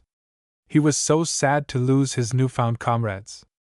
This time, even QB didn't lash out, though he had yelled obscene jokes and insults at him while the blonde was gone. Approaching Kurama, Naruto picked up the fox cub and held him tightly, burying his face in the soft fur. The Red Fox couldn't bear to see his host in such pain. The boy was grieving the loss. Wrapping his fluffy tails around his friend, he tried to convey to him all the support and warmth they had shared over the years. QB frowned darkly, observing this idyll. It all seemed bizarre to him. Both such tenderness from the demon, directed at a pathetic human, and the boy's reciprocal openness to the tailed beast. The Nine-Tails watched the interaction between the two and quietly grew furious. It was beyond his comprehension. He was considered the most cunning beast on earth, so why couldn't he grasp the hidden truth behind this relationship? When Naruto calmed down, Kurama sent him back to reality, promising to keep everything under control. Minato tried to drown his worries in work. There was no news from his wife's clan. He only knew that both Kushina and Naruto were alive and in no danger. However, the messenger refused to provide any details. Namikaze still remembered the look in that red-haired man's eyes. The shinobi who had passed the information on to him. The warrior, though young, looked at the ruler with a touch of pity and disdain. In the eyes of the Uzumaki clan, the Hokage's authority had fallen sharply. They couldn't forgive one of their most powerful shinobi, Konoha, for failing to protect his family. A feeling of self-annoyance welled up within the blonde, for not giving Naruto his last name. It couldn't be helped. The Namikaze clan was aristocratic, so they couldn't tolerate a child from their clan being crippled. Because of their strange attitude toward the human body and a certain leniency toward other clans, the Namikaze clan was considered on par with the Hyuga clan for arrogance. Minato himself had spent a great deal of time and effort proving himself different. Although being from the ruling clan also came with its own set of obligations. At first, because of all these petty squabbles, the other shinobi didn't take him seriously. He had to earn everything himself, proving through blood and sweat and superhuman effort that he was worthy of becoming Hokage. Sometimes the blonde caught himself thinking that the post wasn't all that important to him. Although he allowed him to implement necessary reforms and exert significant influence over the decisions of the clan council and all of Konoha, his family was still more important to him. He loved his wife and children dearly, though perhaps he was somewhat unfair and cold toward Naruto. Minato gritted his teeth and threw a kunai at the doorframe, venting the rage seething within him. The weapon sank into the wood up to the hilt. He sighed heavily and, closing his eyes, rested his head on the back of his chair. If he allowed himself to weaken for even a moment, there was a good chance his opponents would immediately take advantage.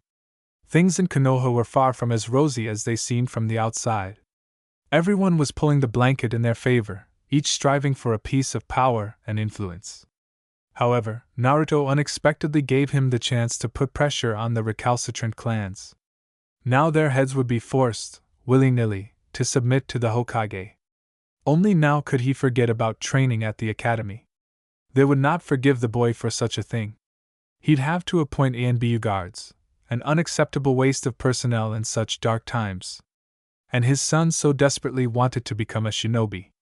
What should he do? Minato absolutely didn't want to lose his child's trust completely. After all, Namikaze had promised the little blonde that he would complete his education, completing the full genin training course, and only then would the Hokage decide his fate. Too lost in his thoughts, the man didn't immediately react to the Sigma-man who had appeared. The man waited until the ruler raised his heavy gaze to him and cheerfully reported. Hokage-sama, a letter has arrived from Suna. Give it here, Minato said gloomily with a heavy sigh. Troubles had been pouring out like water from a cornucopia lately, so the Kazekage's message. The Yanden wasn't expecting anything good. The shinobi handed the Hokage the decrypted message and froze, awaiting further orders. Minato unfolded the letter and skimmed the text. The communications officer saw the ruler's thoughtful expression change to one of anticipation. Should I respond? No. I need to think about it. You're dismissed. Yes.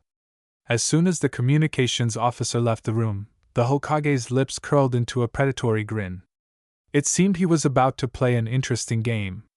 If he played everything correctly, he would keep the rook, the queen, and all the officers.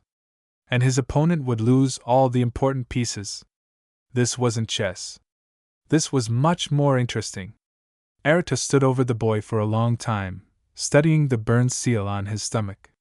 While he was gone, the patient had undergone profound changes, as shown by the instruments and felt by himself. The black lines on his stomach had lightened, and the symbols for fire, link, and whirlpool appeared. Only the medic Nin couldn't understand the reason for such changes. And Naruto hadn't regained consciousness for a long time, although he looked much better. Chuckling, the man concentrated medical chakra on his fingertips and brought them to the blonde's body. Thought so! The chakra was instantly absorbed into the boy's body.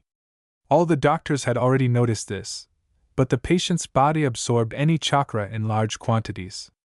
Knowing Naruto's own problem, Arata decided to trust his nephew, so he postponed the seal. Naruto fidgeted and opened his eyes abruptly. Hello? Arata smiled softly. Are you okay? I placed the 48 Gates of Hell seal on the dark cubi. The boy explained, embarrassed. But how?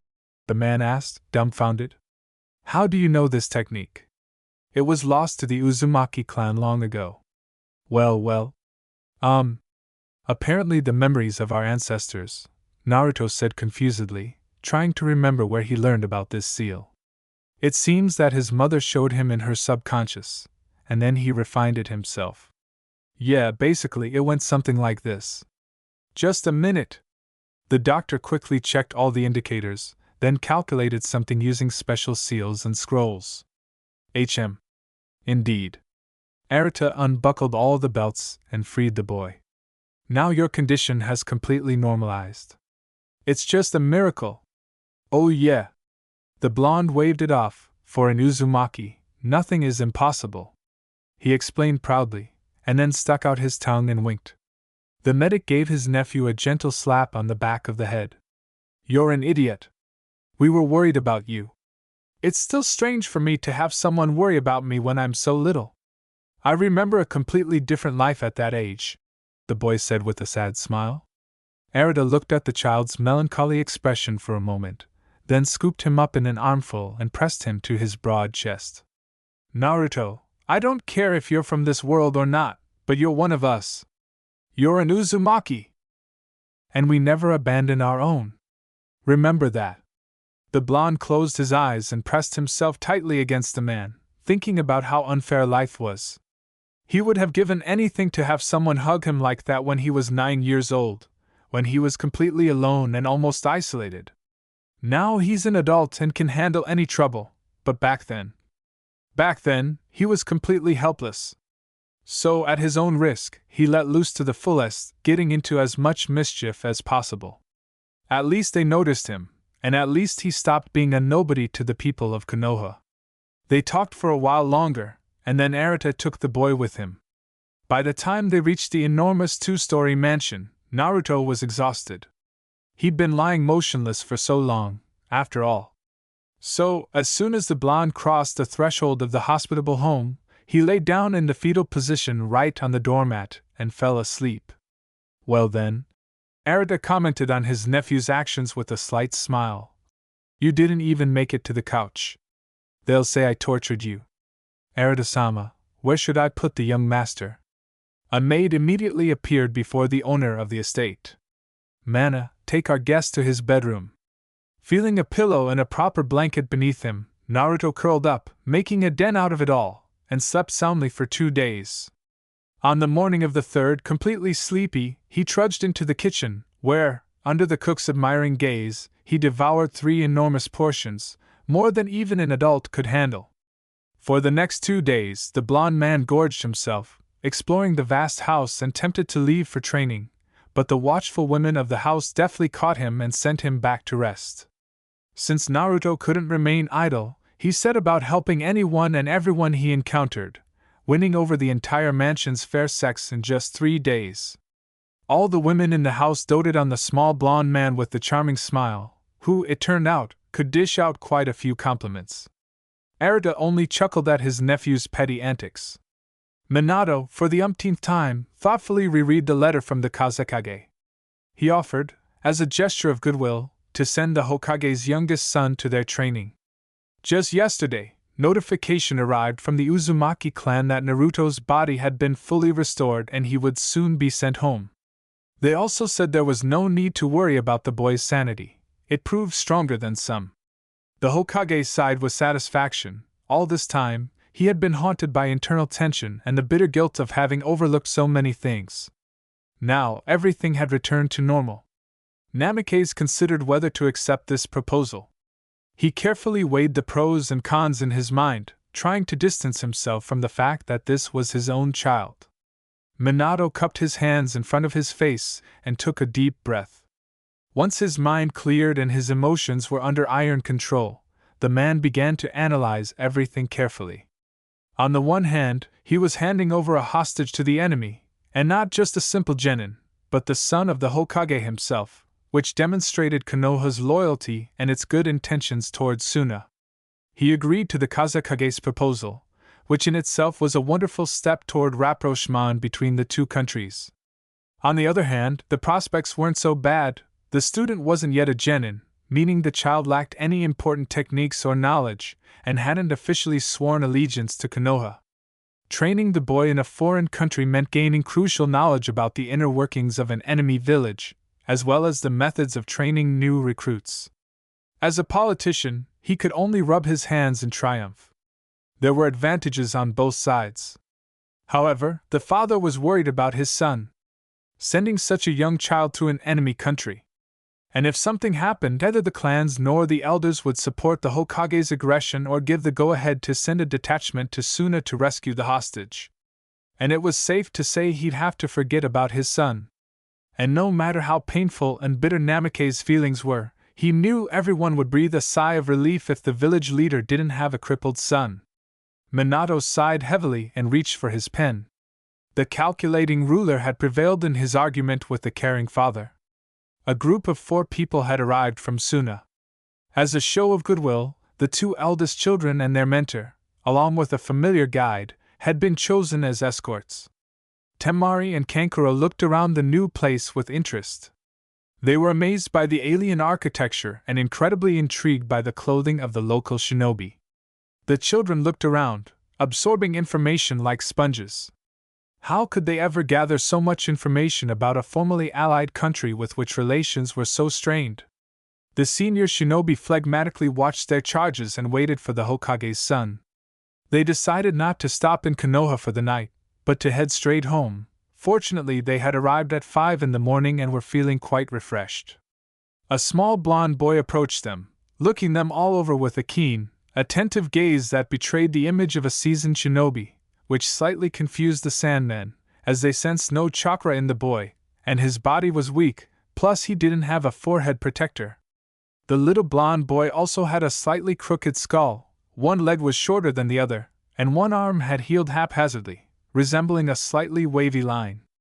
How such a child had been allowed to train as a shinobi was a mystery to the Sandmen. They didn't stand on ceremony with such people.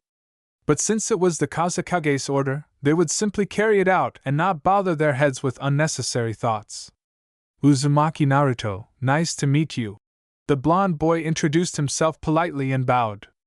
Please take care of me. The Hokage smiled contentedly next to him, seeing his son off on his long journey. It was a pleasure to know that he had at least instilled in him the rules of polite society. After quickly exchanging greetings with the Suna escort and presenting a letter for the Kazakage, Namikaze bowed and returned to the Hokage's residence. The procession walked to the border of the Land of Fire, in no particular hurry. The Jonin tried to hide their grins, as they were acutely aware of the Konoha ANBU surveillance, directed by the father, concerned for his son. But even a light rain squall, ignored by the stern shinobi, didn't slow them down. Who knew how much the Suna residents enjoyed a downpour, so rare for their region? However, as soon as they reached the border, where the endless sands began, progress slowed slightly. The sand shinobi silently approached the boy, turned around, and crouched down, offering him a ride on his back. Naruto had never felt such a terrible insult in his life. And they were even calling him allies. Anger flared with unexpected force. Am I a cripple? Or an invalid? I'm perfectly capable of moving around. The blonde yelled at his companions and strode resolutely towards Suna. The Sandmen exchanged puzzled glances. The boy was proud and stubborn, yet they didn't stop him. The blonde had chosen the right direction, strangely enough. It was as if he knew where their hidden village was. Temari watched the boy with interest, trying to gauge how much endurance the little one would have, given that the child's body was completely undeveloped. In Suna, such children were killed at birth. Only Gaara had escaped this fate, despite being born too weak and premature. But the red-haired boy had always been planned as a sacrifice to Shikaku, so this exception didn't count. Uzumaki had walked a lot. Much more than he had expected. The sand made it difficult to move, his feet sank. His body, unaccustomed to such exertion, began to give way. And he couldn't even strengthen his gait with chakra. Naruto walked forward despite the pain in his side and the terrible shortness of breath, wiping sweat from his face. Pure stubbornness prevented him from agreeing to the Suna Jonin's help. Little one, stop. Stop. The kunoichi yelled cheerfully. Uzumaki ignored her cries and charged forward like a battering ram. The kunoichi hissed angrily, caught up with the stubborn boy in 2 leaps, and lifting him by the scruff of the neck, turned him around. Are you deaf? I have a name, the boy remarked gloomily, looking at the kunoichi with narrowed eyes. She frowned, meeting the child's overly adult gaze. Temari put the boy on the ground. So, little one, listen to me carefully. I'm not one of our men, I won't coddle you. I keep things short. If something goes wrong, I punch you in the face. You can ask your brother. The puppeteer grinned. That's for sure.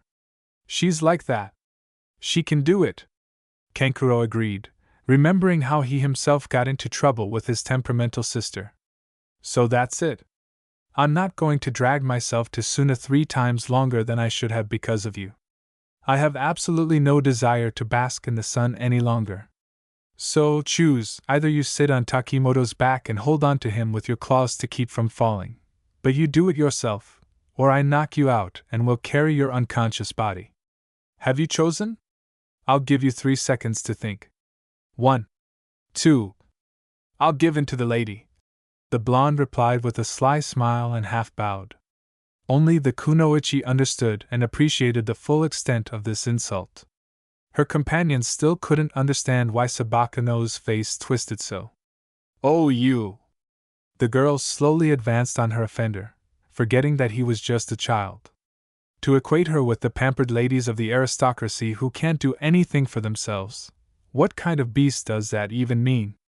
Temari, I'm the guest of honor, Uzumaki purred. You're a real pain in the ass, the kunoichi snapped. Temari, watch your language, the Jonin said sternly, calming his outraged subordinate. Naruto smiled so slyly that the blonde immediately wanted to kill him. Oh, we'll have a good cry, the girl thought. Chapter 20. Checkmate or stalemate? An indignant Narita burst into the Hokage's office. What? The man began to be indignant, but upon noticing the strangers, he immediately put on a stern face and bowed politely to Namake's visitors. Oh, sorry to interrupt your meeting. It's okay, one of the men replied, recognizing the newcomer as the most famous medic nin of the Uzumaki clan. We've already finished. So make yourselves comfortable. The interlocutors bowed to each other, the rule of politeness being sacred, and the guests left the Hokage's office. After waiting until the visitors had moved a decent distance from the ruler's office, Narita closed the door tightly and activated the soundproofing barrier, leaving even the ANBU guarding the room outside, which seriously alarmed the latter. The red-haired man looked too fierce. Shinobi. However, the Hokage did not give them the prearranged signal and the warriors remained in their places, doing nothing. Yes, I'm listening to you. Minato closed his eyes tiredly, already knowing what the conversation was about. How dare you send my nephew to those barbarians? The medic nin asked, barely coping with the rage seething inside. It was necessary, the blonde explained with a heavy sigh and looked straight into the eyes of his interlocutor. What, send the poor child into the clutches of these monsters? Who knows what's going on there? You're being overly dramatic, Minato tried to reason with his interlocutor. Am I the one being dramatic? You sent a member of our clan without asking the leader's permission. Are you even aware of this? Do you understand what you're doing? The man exclaimed angrily. Namake's involuntarily shuddered under the angrily flashing gaze of his interlocutor. Quite. The Hokage replied dryly. Sit down. This will be a long conversation. The medic nin continued to glare at the village head for a moment, but finally pulled himself together and sat down in the offered chair. Do you know what happened at the academy? Minato asked with another heavy sigh. Oh yes, he knew perfectly well what a storm would follow. No. The man frowned. What happened there? Namake's gathered all his patience and calm and recounted the recent events. After his words, Narita paced the office, spewing such ominous threats at all the clans that Minato could only silently thank the gods for the soundproof barrier. Otherwise, they would certainly have been able to avoid a civil war. Having given Uzumaki the opportunity to speak, the blonde used all his eloquence to convince his interlocutor of the correctness of his decision, arguing that Naruto was too eager to study at the academy to become a shinobi, and that Konoha was not safe for him now. You don't want to ruin his dream, do you? Minato looked at the medic nin with completely sincere indignation. I'd like to punch you in the face right now, so that you'll learn a lesson. But I don't want to undermine the Hokage's authority. Narita said sullenly and slowly stood up. Namake stood up after him, quietly glad that his persuasion worked, although his tricks and cunning plan were immediately seen through. If even a hair falls from his head, Uzumaki began threateningly. Oh, then I myself will not leave a single stone of Suna on another. Minato finished his words seriously. And even a ban from the clan council won't stop me. Arata's gaze softened slightly. Would you like to visit our hospitable Suna in 3 months to exchange useful skills among the medical profession? The Hokage asked casually. What a sly one! The man chuckled, giving the blonde a fatherly slap on the shoulder and leaving. The answer was obvious. Namake's winced, rubbing his shoulder. The hand of this representative of his wife's clan was very heavy, and it was not worth angering him needlessly. The trip to Suna had tired Naruto much more than he expected. The squad immediately went to the Kazekage to submit a report and deliver a letter, and also to introduce the blonde to the ruler. Yoshinori studied the boy with interest. He was unremarkable in appearance, with faded blue eyes and a crippled body. Only his bright yellow hair and the sharp, attentive gaze with which he studied his interlocutor distinguished him. The man chuckled with satisfaction. There was something in the child's gaze that marked him as a serious opponent. The man narrowed his eyes with interest. This was an interesting specimen. The escort stood behind the boy and politely awaited further instructions. Welcome to Suna, Uzumaki Naruto. My name is Sabaka no Yoshinori. I am the Kazekage. Sunagekyo no Sato. We have invited you as a gesture of goodwill and as allies of Konoha to train at our Shinobi Academy. This is the first time in the history of our countries. This is an unprecedented honor. Not a single representative of a foreign country has ever set foot on our academy grounds. For you, training at our academy is a great honor and responsibility. I hope you understand that. The boy turned out to be no timid. He raised his head and looked the ruler straight in the eyes. Ah, a great responsibility. And an honor. Ah, that's exactly why we invited you. Uzumaki nodded like a bobblehead, imps dancing in his faded blue eyes. The Kazekage frowned. Something in the child's tone made him tense. You may go. I would like to speak with our guest alone. The yondaime said softly, addressing the Suna shinobi. They bowed politely and quickly left the office. The head of Suna was known to everyone as a stern, decisive man, even too harsh in places. As soon as the door closed behind the last person, the Kazekage's gaze became stern and piercing. Naruto shrugged uncertainly. Somehow, he felt calmer with shinobi standing behind him, even if they were from a foreign country.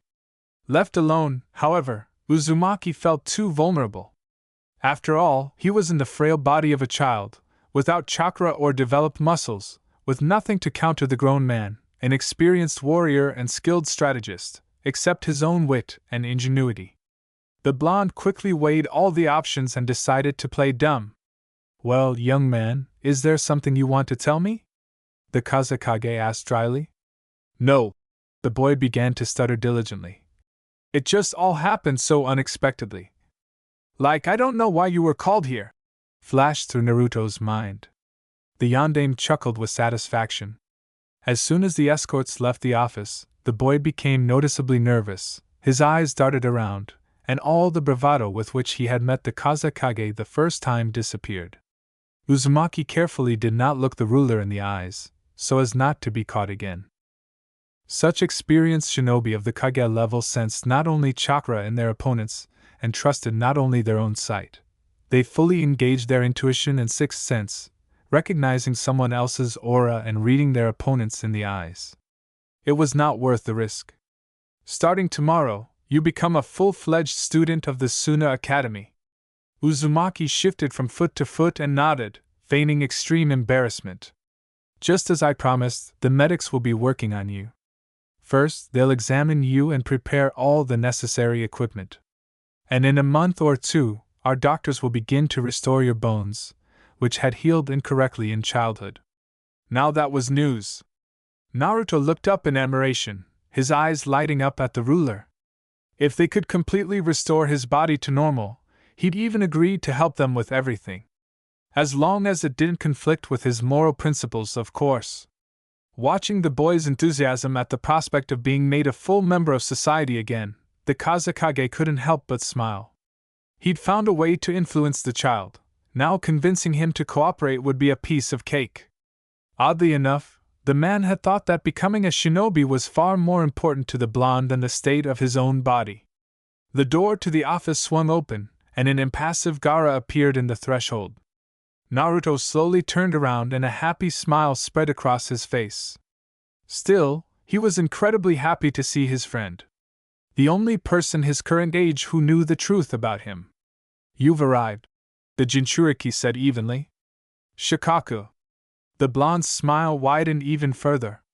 The ruler of Suna sighed heavily. His son interrupted their conversation at the most crucial point. Gaara, you should knock before entering anything. The man began to lecture, without much hope that he would be heard. You've arrived, the teenager repeated mechanically. Aha. And we were just about to decide where I should live. Uzumaki decided to come to the aid of the village head, diverting the topic to a safer channel. I've assigned you to the academy dormitory. With me, of course, the Jinchuriki said. Oh, great. Naruto chuckled. So I didn't understand where exactly I'll be living? The blonde looked from one Sabakano to the other in confusion. In the academy dormitory. With me. The interlocutors said this at the same time.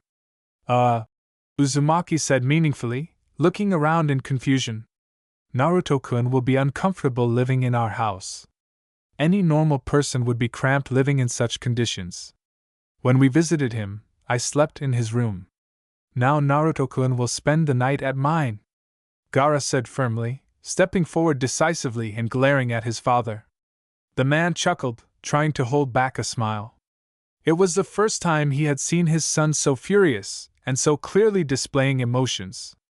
Of course, to an outsider, the boy's face remained emotionless, although the aura of anger was very clear. In all 10 years of his life, Gaara had never uttered so many words at once, never argued with anyone or defended his opinion, preferring to either solve everything by force or ignore the problem. For the Kazekage, his youngest son had always been just an empty shell with a monster inside. As it turned out, there was still a lot of humanity left in the child. This wasn't just a demon, it was just a lonely creature abandoned by everyone. But since it wasn't a killing machine, it was entirely possible to influence it. And he'd almost come to an agreement with that blonde from Konoha. The yondaime was confident in his ability to persuade. The Kazekage turned his gaze to the blonde, who looked confused. "But it's all about this boy. I wonder what kind of power he possesses." So, Uzumaki tried to somehow keep up the conversation, standing between his relatives and feeling very uncomfortable in the crosshairs of their menacing gazes. It seemed that just a little bit more and the very air would begin to sparkle with the tension that could be felt literally on his skin. "Okay." The man narrowed his eyes slyly. "Naruto-kun will stay at our house, but then you, Temari, and Kankuro will go on a mission in a week and complete it successfully. I've said everything." "Okay," Gaara confirmed in a dead voice. "I understand." "Well, Uzumaki began with a questioning intonation. "You will live with me," Gaara informed him decisively. Yes? Excellent." Naruto shrugged. Yoshinori looked at the boy with interest. The blonde was not at all embarrassed by the upcoming close contact with the demon, and there was no fear of the Jinchuriki.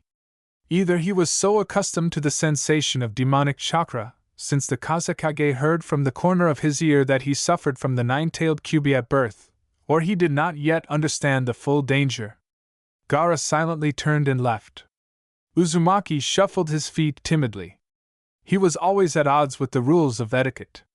Nodding awkwardly, the teenager rushed to catch up with the red-haired man. "Well, wonderful! I wonder, checkmate or stalemate?" the Kazekage asked himself. The Kazekage's house turned out to be a huge mansion. Naruto looked around with burning interest.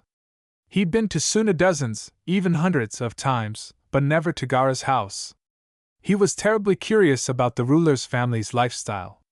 The enormous two-story building resembled the letter H from above. The top floor of the left wing was reserved for the Jinchuriki. The inhabitants of the house, knowing the demon's bloodthirstiness and cruelty, tried to avoid the Kazekage's youngest son. Uzumaki was also surprised by one peculiarity of his friend's behavior. He hadn't noticed it before, but Sabakuno only opened all doors with sand. Naruto was utterly amused, imagining how he would try to pull off the same feat with Kurama's chakra paws. The doorknobs would simply melt under such brutal force. Temari and Kankuro greeted the two teenagers at the door.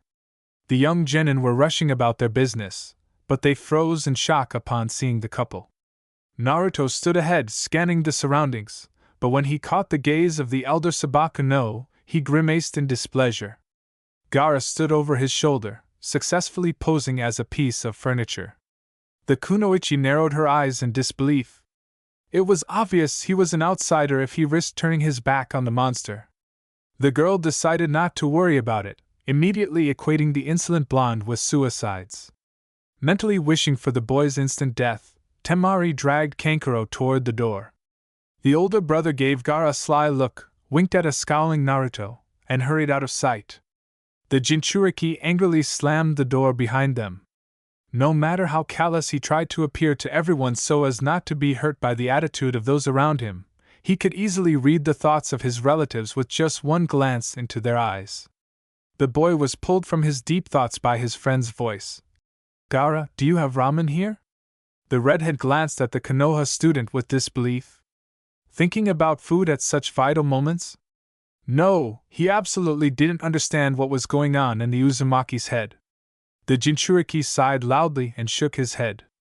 Naruto, however, looked sad. He knew, of course, that there was no other place as wonderful as Ichiraku Ramen, but he hadn't expected to be without his favorite food for so long. Seeing his friends upset, Gaara panicked. He'd never had a friend before. What to do with him, how to act, what to say, he had no idea. Obakuno grabbed the blonde by the arm and began sprinting around the room, slamming Naruto's body into the columns a couple of times, and then ran as fast as he could into the kitchen. Uzumaki merely raised his eyebrows in surprise at these strange actions. It should be noted that Gaara was slightly out of control, and Naruto didn't know what to say or how to calm the boy who had truly lost his cool. He was simply at a loss. He had never seen his comrade like this. But watching the teenagers thrashing was extremely interesting. Even a broken nose was worth the cost of such an amusing spectacle. With great difficulty, the boys reached the kitchen. The cook looked at the intruders with wide eyes.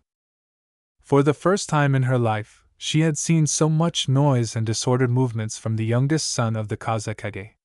Usually, Gaara acted like a stone statue, even his pupils barely moving, so this was quite surprising. Food. Hungry, the Jinchuriki said quietly, pointing at the blonde and pushing him forward.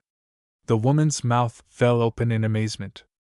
The younger Sabakuno spoke to her for the first time. The cook searched her memory and came to a surprising conclusion. This was the first time in her life she had ever heard the red-haired boy's voice. Hello? Naruto waved affably and smiled sweetly.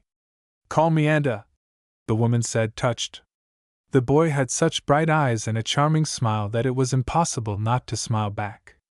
Although the boy's eyes were a dull color, it seemed for some reason that they should be much, much brighter.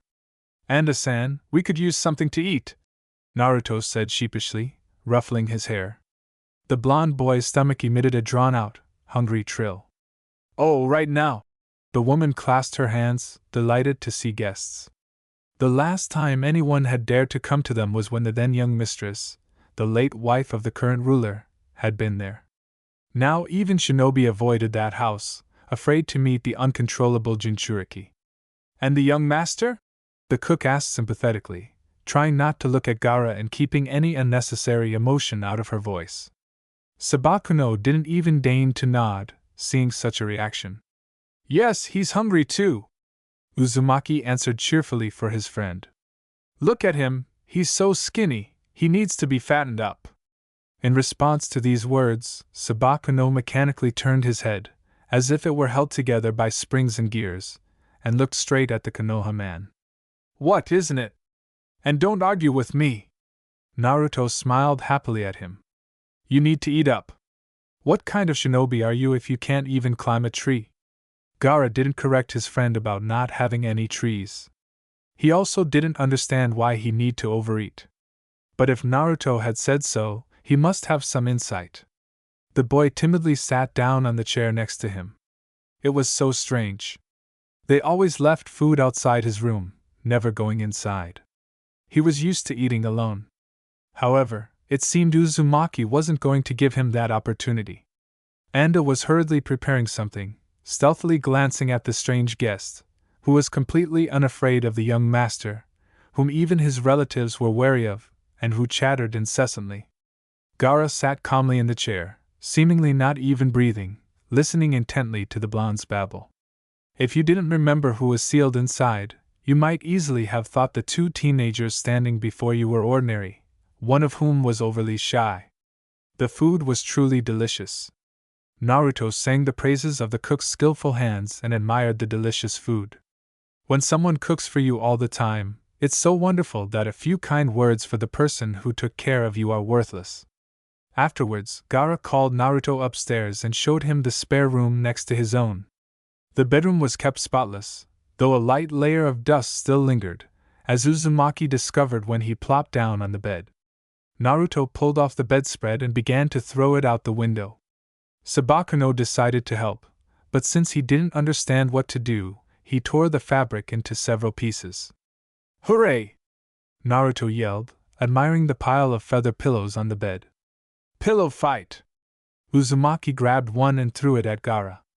Caught in the face by a flying projectile, Sabaka watched in bewilderment as it slowly slid to his feet. The Jinchuriki raised his eyebrows questioningly and looked at the blonde. "Well? A pillow fight?" "No," Naruto tried to explain with gestures. Sabakuno picked up the pillow and began to examine it thoughtfully. "Gaara, didn't you ever have pillow fights as a kid? It's the coolest thing to do when you're a kid." The boy shook his head. "What kind of life do you have?" Uzumaki said, collapsing onto his back. He'd had many adventures that day, and his body was completely unaccustomed to such stress. Naruto didn't even notice how he'd passed out.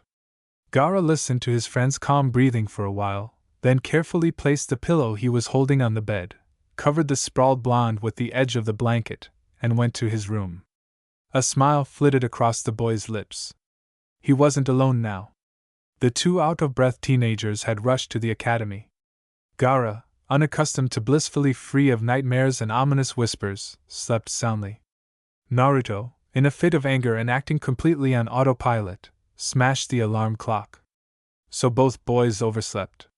They woke to Uzumaki tossing and turning on the bed, unaccustomed to sleeping for so long in Konoha. Writhing like a snake, the blonde managed to push his friend to the floor. Sabakuno narrowly avoided giving his partner a sand funeral, unable to even figure out where he was in his sleep. It turned out that the Jinchuriki had come to rest against his friend's warm side that night because his mind had clearly learned that being near Naruto prevented him from having nightmares and allowed him to sleep peacefully. Naruto darted around the room, pulling on his clothes and spitting out the sand the sandstone had generously provided him with. Tiny grains of sand were everywhere, in his shoes, his clothes, his hair, his teeth. Having raced through the streets of Suna like a hurricane, and nearly missed the academy, Uzumaki miraculously managed to break and turn onto the right street.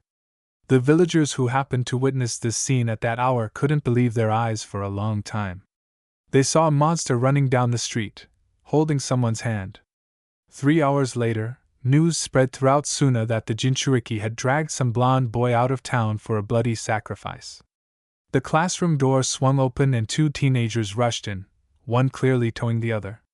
However, upon seeing who had come to see them, the students slowly began to crawl back to the walls and under their desks, while the teacher, trembling slightly, backed toward the window. "Hello, everyone!" the blonde boy shouted joyfully, tightly holding the hand of a reluctant Gaara. He saw the horror-filled eyes of his classmates, and began to quietly grow angry. Sand slowly fell to the floor, forming small protuberances. "We are new students. Please love and welcome us. My name is Uzumaki Naruto. I'm new here.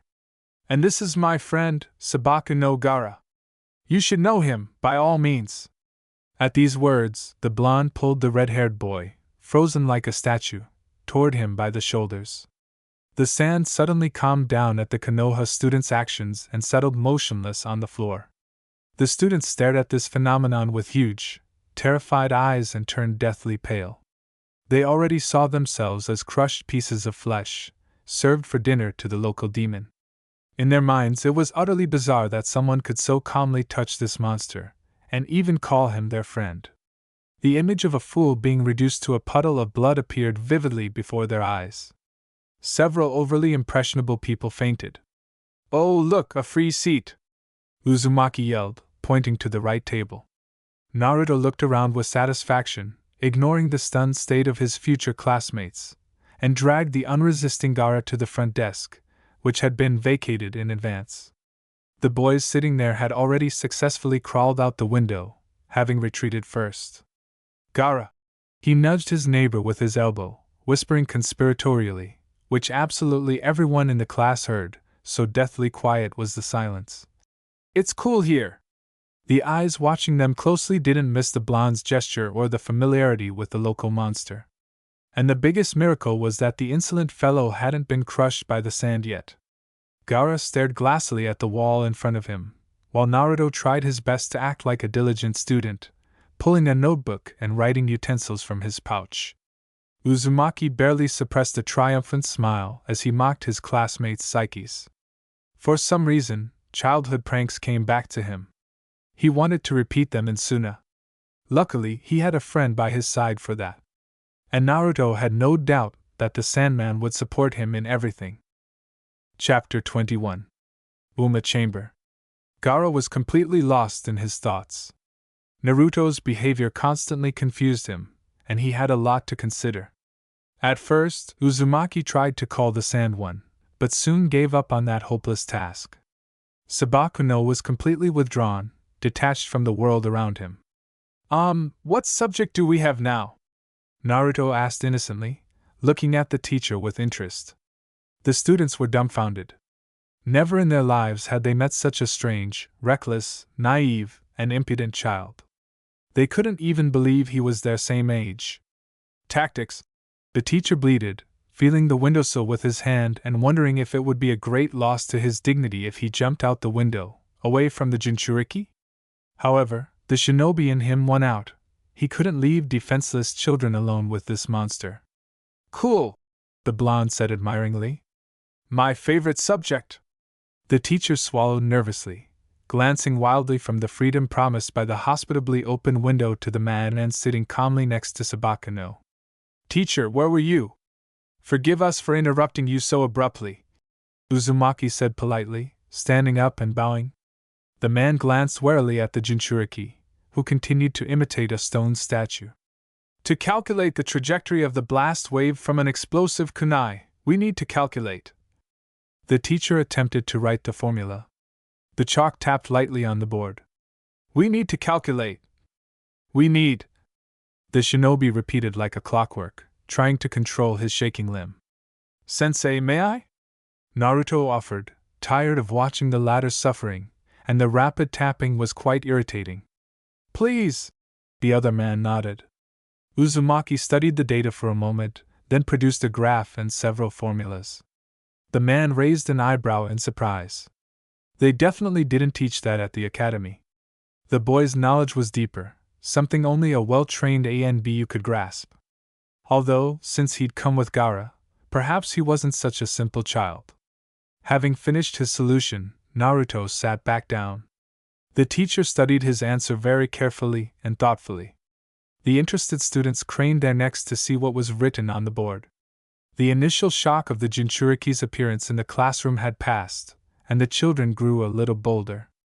At least they stopped holding their breath and began breathing normally. However, those who had stood diligently against the wall remained motionless, like statues. No one wanted to attract the demon's attention with a careless gesture or sound. Very slowly, the students returned to the very back of the class. Some of the boys' complexions returned to normal. The boys remembered that they were future shinobi and would have to overcome difficulties in life. One boy, his fists clenched until they were white and his face slightly green, slowly approached his desk, which was right next to Sabakuno, and very, very slowly sat down. A sigh of relief swept through the room. The Jinchuriki hadn't torn the insolent fellow apart. The initial fear faded, giving way to a burning curiosity. Everyone wondered who this new blonde boy was, who was so calmly interacting with the local monster, who even allowed him to hold his hand.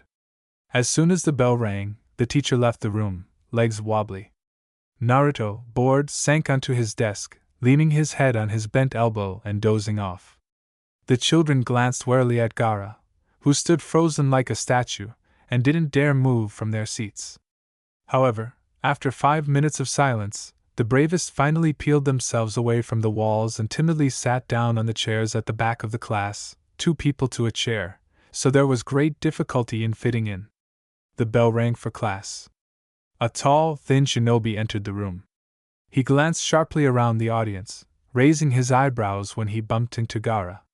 Naruto smiled slightly. This Chunin showed no fear at the sight of the Jinchuriki, and he looked much stronger than his previous teacher. Young man, who are you? The man asked dryly, scanning the blonde with his gaze. Uzumaki Naruto. And where are you from? The shinobi asked with interest, appraising his figure. Naruto shuddered under that piercing gaze. It was unpleasant to realize that this Chunin immediately figured out that he was not from Suna. From Konoha. And what are you doing here? The man raised an eyebrow in surprise. And your Kazekage invited me to study. Uzumaki replied with a broad smile. The man was completely reeling from the boy's disrespectful treatment of their ruler. But he looked at the boy even more closely. Yoshinori wouldn't invite just anyone to Suna, much less to study at the Shinobi Academy. This was unprecedented. Never before had foreign citizens studied in their village. So, this child deserved a closer look. And the presence of a Jinchuriki in the office was slightly alarming. Could the yondaime really have decided to begin integrating his son into society? Strange, he wouldn't have allowed this unstable teenager to attend classes. If he had his way, the man would have locked the little monster in the deep dungeons. Only his shinobi composure allowed him to hide his true emotions. He hated the Jinchuriki with all his soul. He killed his younger brother. And this blonde guy is just sitting with this degenerate, and not the least bit worried about his safety. Yeah, the kid really needs to be kept a closer eye on. He's clearly not as simple as he seems, the man thought. First of all, Kazekage-sama. And secondly, young man, sit at your desk properly. And the rest of you aren't supposed to? Naruto asked with a sly grin. He was starting to enjoy irritating this sedate man. The rest of you. The teacher sighed somewhat doomedly and looked around at the pale students with a mournful gaze. Apparently, aren't yet able to sit and behave properly. Sensei, what's your name? Odakara Hashiro, a third-generation academy teacher. The shinobi said coldly. A historian. Naruto shuddered at the unpleasant memories. These were exactly the kind of pedants he hated most as a child. Good for you. The blonde muttered darkly. Thank you. The man responded politely. Okay, since no one can take notes, we'll have an abstract lecture. There will be a quiz on this topic next class. Please remember everything I say. And Uzumaki clearly imagined the man adjusting his invisible glasses and casting an appraising glance at the students. This was the last lesson. Practical classes had been cancelled for some reason. Naruto snorted skeptically and, gently taking Gaara's hand, dragged him home. Obakuno only emerged from his thoughts once, convinced that it was Uzumaki who was dragging him somewhere, and then sank back into his thoughts. Asuna Anbu landed 20 meters in front of his friends. This time the man was more cautious, remembering that he had only survived by a miracle. Glancing warily at the gloomy Gaara, the warrior approached only a couple of steps. Uzumaki Naruto, you are being summoned to the Kazekage. The shinobi said politely and quickly disappeared. First day at the academy, and you're already summoning the Kage. Naruto, you're breaking all records. And you haven't started doing anything weird yet. The fox cackled admiringly. Kurama, why did you suddenly wake up? I felt that something interesting was happening in the world. And all without my participation. I'm supposed to comment on everything. Like the Kyuubi? Sleeping. Unlike me, he doesn't know what kind of fruit you are yet. I wonder if that was a compliment or not? That's up to you. The fox laughed again. Naruto winced at the ringing in his head caused by the tailed beast's caustic laughter, deciding not to hold it against his friend. Gaara, he called. The sand one asked discontentedly, turning a thoughtful gaze to Uzumaki. Gaara, go home without me. I need to visit the Kazekage. Sakuno nodded silently, completely trusting the blonde's words, and continued on his way alone. He was not alone in the Kazekage's office. Uzumaki took a closer look and recognized him as one of the Kage's escorts. I've arrived, Naruto reported cheerfully, stepping over the threshold and closing the door behind him. He had a feeling he was about to be scolded. He just wondered for what exactly. The man, who had been looking out the window until then, slowly turned and smiled welcomingly at the blonde, scanning him with his eyes. It didn't miss the fact that despite the friendly expression on his face, the warrior's gray eyes remained sharp and attentive. Good afternoon, Naruto-kun, the man greeted. My name is Yashimaru. I am Gaara's uncle. Nice to meet you, The Konoha man bowed ceremoniously. The shinobi smiled back. The boy was polite and showed respect for his elders. Naruto-kun, I would like to discuss today's situation with you. What happened? The blond man asked, feigning concern. I'm talking about what happened at the academy. Yashimara hinted softly. Now Naruto was seriously surprised. Gaara didn't kill, smash, or break anyone. Everyone was safe and sound, so what had he missed? Seeing the boy's puzzled frown, Yashimara realized he'd have to explain things in more understandable terms, but he really didn't want to say such unpleasant words. Naruto-kun, you've misunderstood the situation, the shinobi said, choosing his words carefully. In what way exactly? The blonde looked back suspiciously. Gaara-kun doesn't go to the shinobi academy. Then how does he train?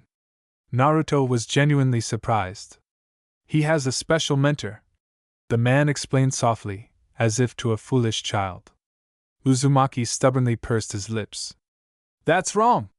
He'll never have friends like that. The blonde objected decisively. The other man sighed heavily. He didn't understand where this boy got such blind faith in the Jinchuriki. Shikaku. He was the only one who saw Gaara not as a monster, but as an ordinary child. I understand, of course, that you are a very kind and sympathetic boy, but the situation with Gaara is a little more complicated than it seems at first glance. Naruto frowned and stared at his interlocutor incredulously. And what's complicated? As you already know, Gaara-kun is the Jinchuriki of our village. The ANBU began to explain softly and ingratiatingly. So? Uzumaki frowned. The boy thought that he should continue to play the dim-witted student, although he so wanted to tell these hypocrites the whole truth to their faces. The blonde could hardly restrain himself from losing his temper. They are callous and rude soldiers who abandoned a small child to his fate, and the family that turned its back on him. What excuse can there be? They turned a small child into a monster with their own hands. What do they expect now? Naruto-kun, a Jinchuriki always holds a special status in a hidden village. Yashimara began, wanting to add that the boy should know this first and foremost, but then he cut himself off. For some reason, he perceived this boy as one of his subordinates, even though his purview was limited to ANBU fighters. The shinobi continued to talk about the greatness and strength of each hidden village's fighting potential, about their significance in history. Naruto ignored these words. The Kazekage turned his head with interest and met his stubborn, pale blue gaze. Calmly reading the unspoken words in them, he saw a burning stubbornness and determination to stand his ground to the end. I wonder what this little one has experienced that he can see the essence of things so deeply? A soft smile touched the man's lips. Naruto involuntarily shuddered and cringed, goosebumps running through his body. He and Yoshinori wage a silent and invisible duel. And Uzumaki suddenly realizes that in this chess game, he has been dealt an opponent that is far too serious. The Kage sees right through him, reads the secret corners of his soul, and curls his lips in a soft half-smile. And it affects Naruto like a slap in the face. The Yondaime doesn't say anything, but it's clear in his eyes that he's calculated this game many moves ahead, and his opponent here is the one who has already taken half of his heavy pieces, leaving mostly only active pawns on the board.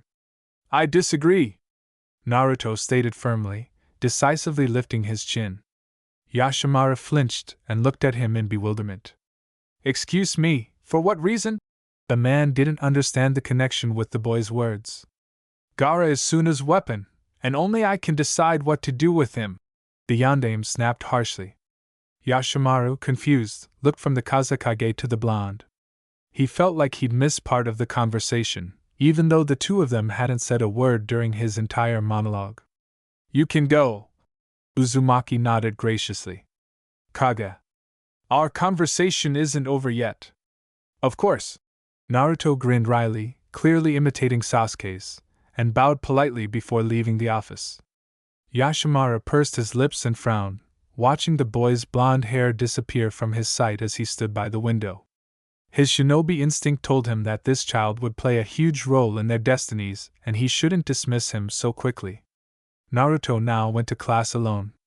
His classmates were still afraid to approach him. If he could interact so calmly with a demon, then he must be a demonic creature himself. The children reasoned so, trying not to even glance in his direction. However, no one was afraid to sit next to the blonde boy. Naruto found this very strange. The lessons were boring. Uzumaki had long since learned all this material.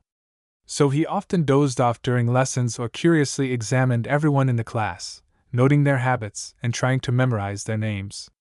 Gaara met him at the academy exit every time, which greatly alarmed the villagers who came to pick up their children.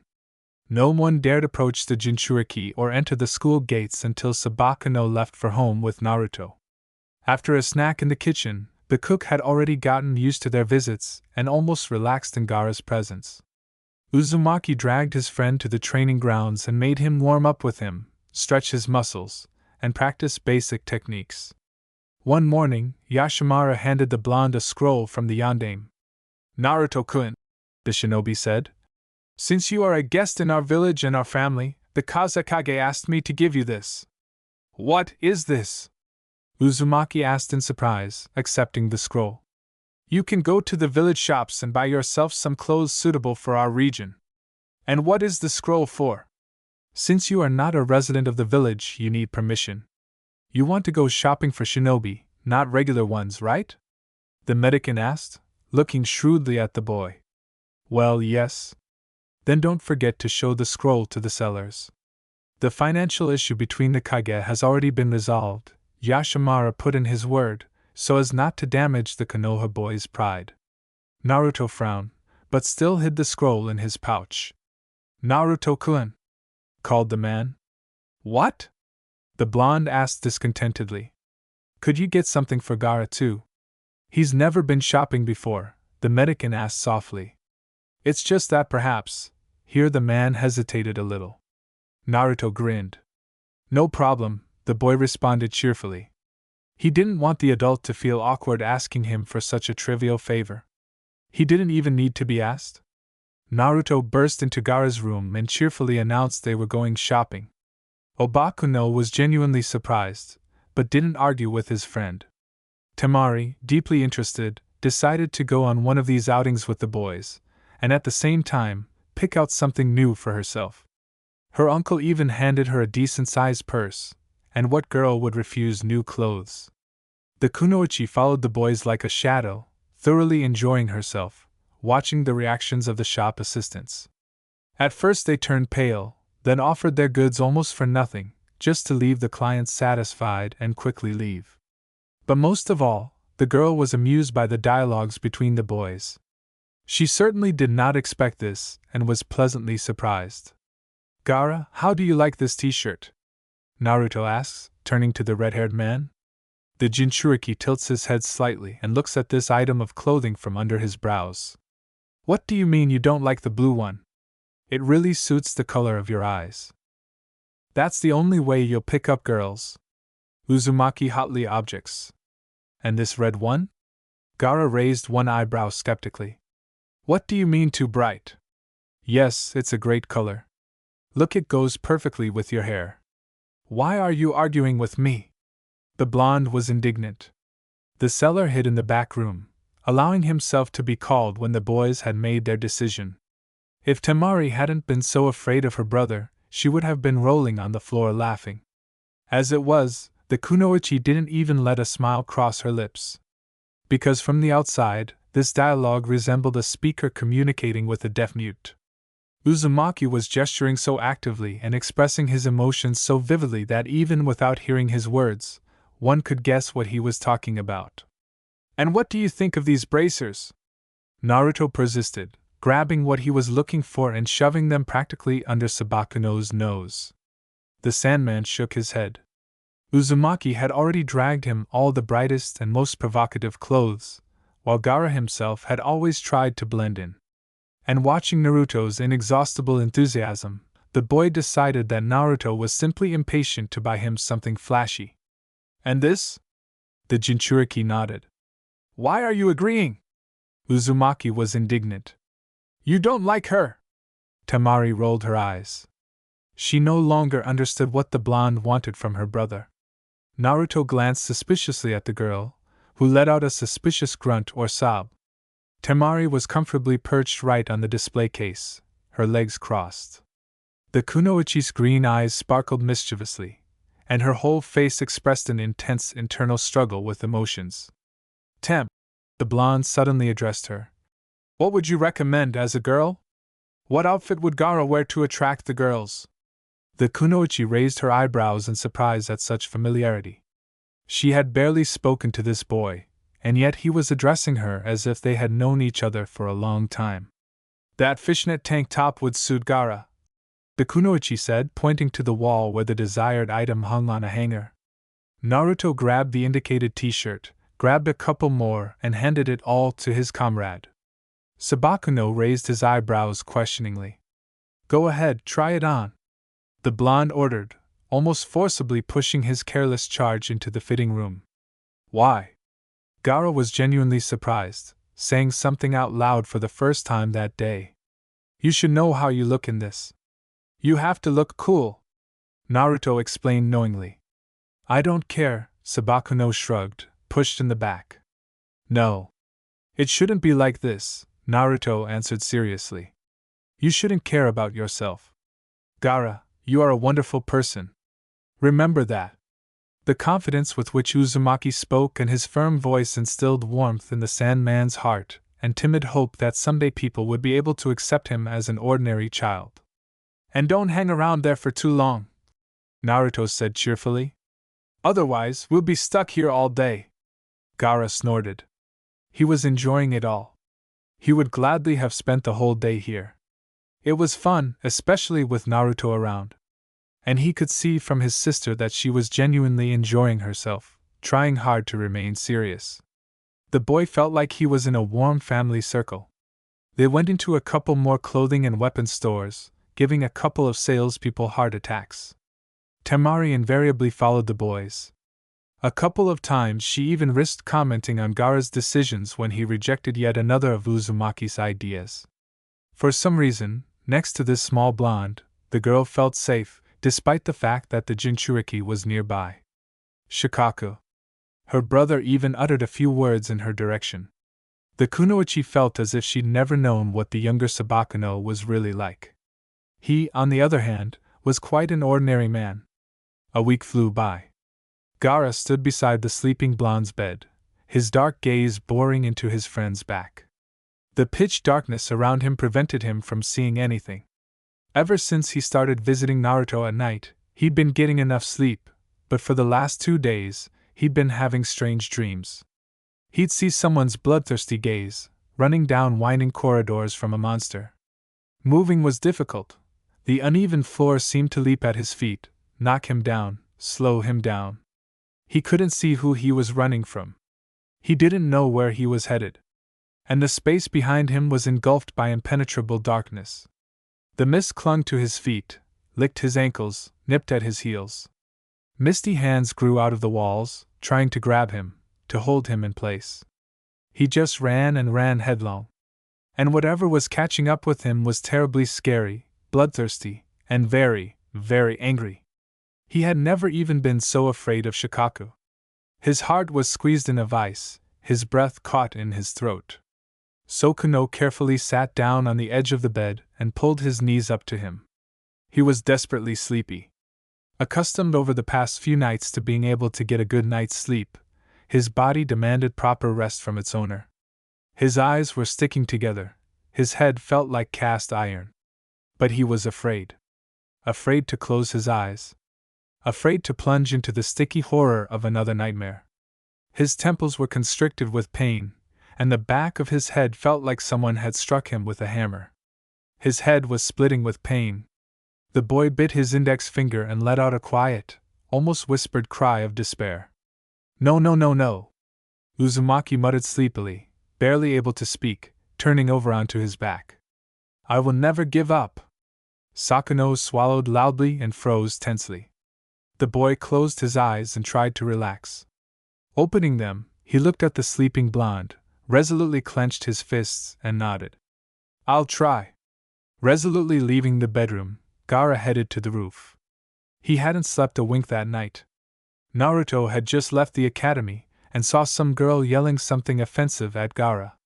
Her chestnut hair was pulled back into two short ponytails. A mesh t-shirt and shorts peeked out from under her short green dress.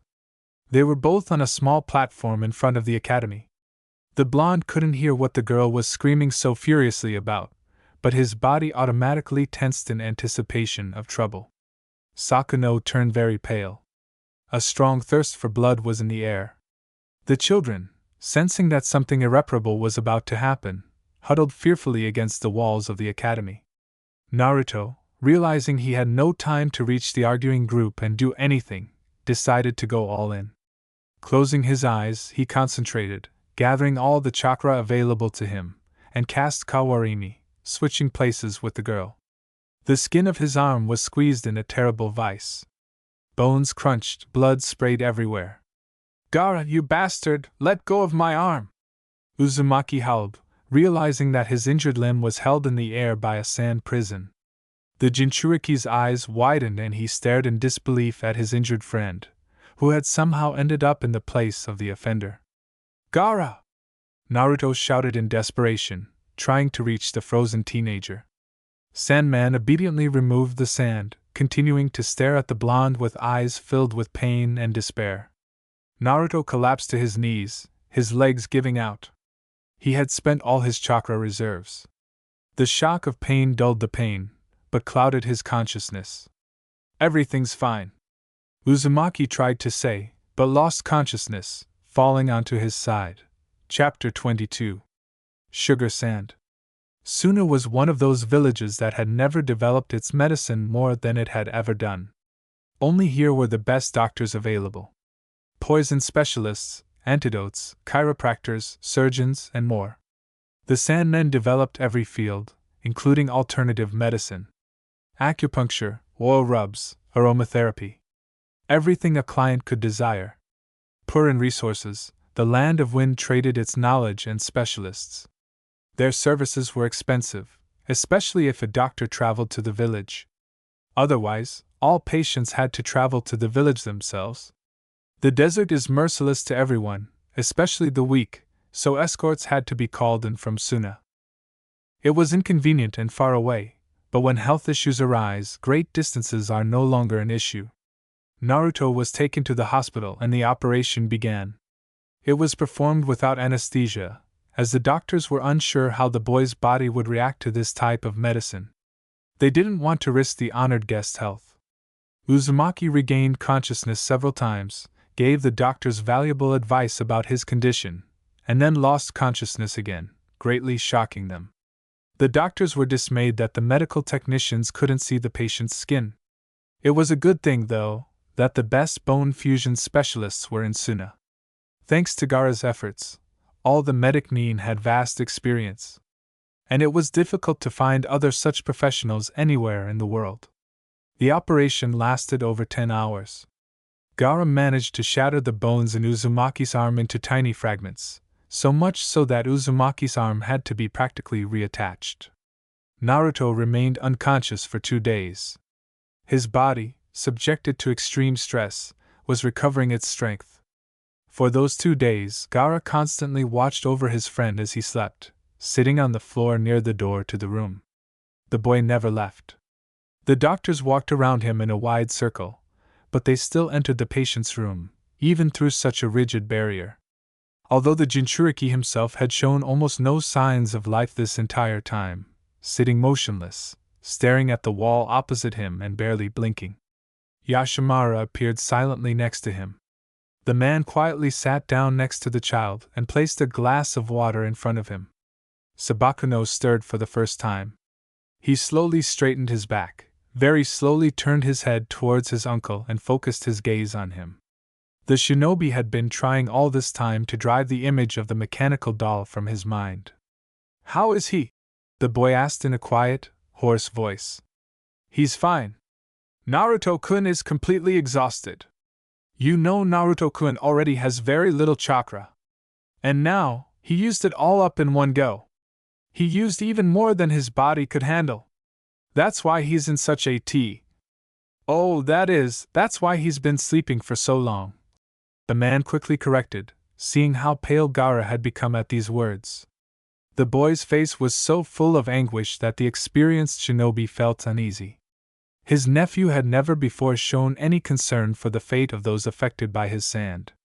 Uzumaki was an exception. Only now did Yashimaru realize a simple truth. Naruto was special to Gaara. Someone more precious than his own family. Jealousy pricked him unpleasantly. A deep anger welled up inside, too, because it was their own fault the boy had grown up so unsociable. The bitter realization dawned: Gaara was just an ordinary child. But for some reason, only Uzumaki could see him as an ordinary person, not a monster. And that was bitter. Naruto came to and immediately winced in pain. Sharp needles prickled his injured arm, and his tightly bandaged torso prevented him from breathing fully. Uzumaki tried to get up, but collapsed back onto the bed with a groan. A terrible weakness swept over him. He didn't even have the strength to lift his arm. His heavy eyelids drooped, and the blonde fell asleep again. From the moment Uzumaki came to, Gaara had gone home and locked himself in his bedroom. Temari's timid attempts to call him, or somehow coax him out of the room, were unsuccessful. "Don't you want to visit him?"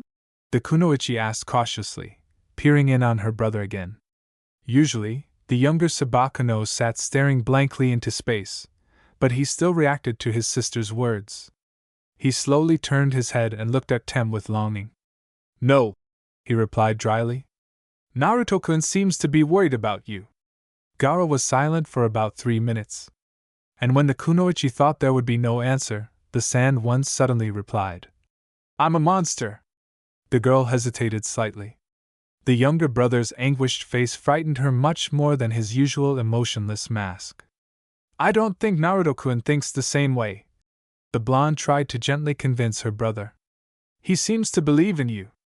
The kunoichi wasn't so sure of her words, which slipped into her voice, but this insolent blonde boy was shouting so confidently that Gaara was his friend that the girl allowed herself to believe that he would not simply back down from his words. "Talk to him." "No," the Jinchuriki responded coldly. "At least try," Temari drawled sadly. After all, Gaara was her younger brother, and she couldn't see him suffer. "I acted terribly," the boy quietly admitted. The kunoichi's eyes widened.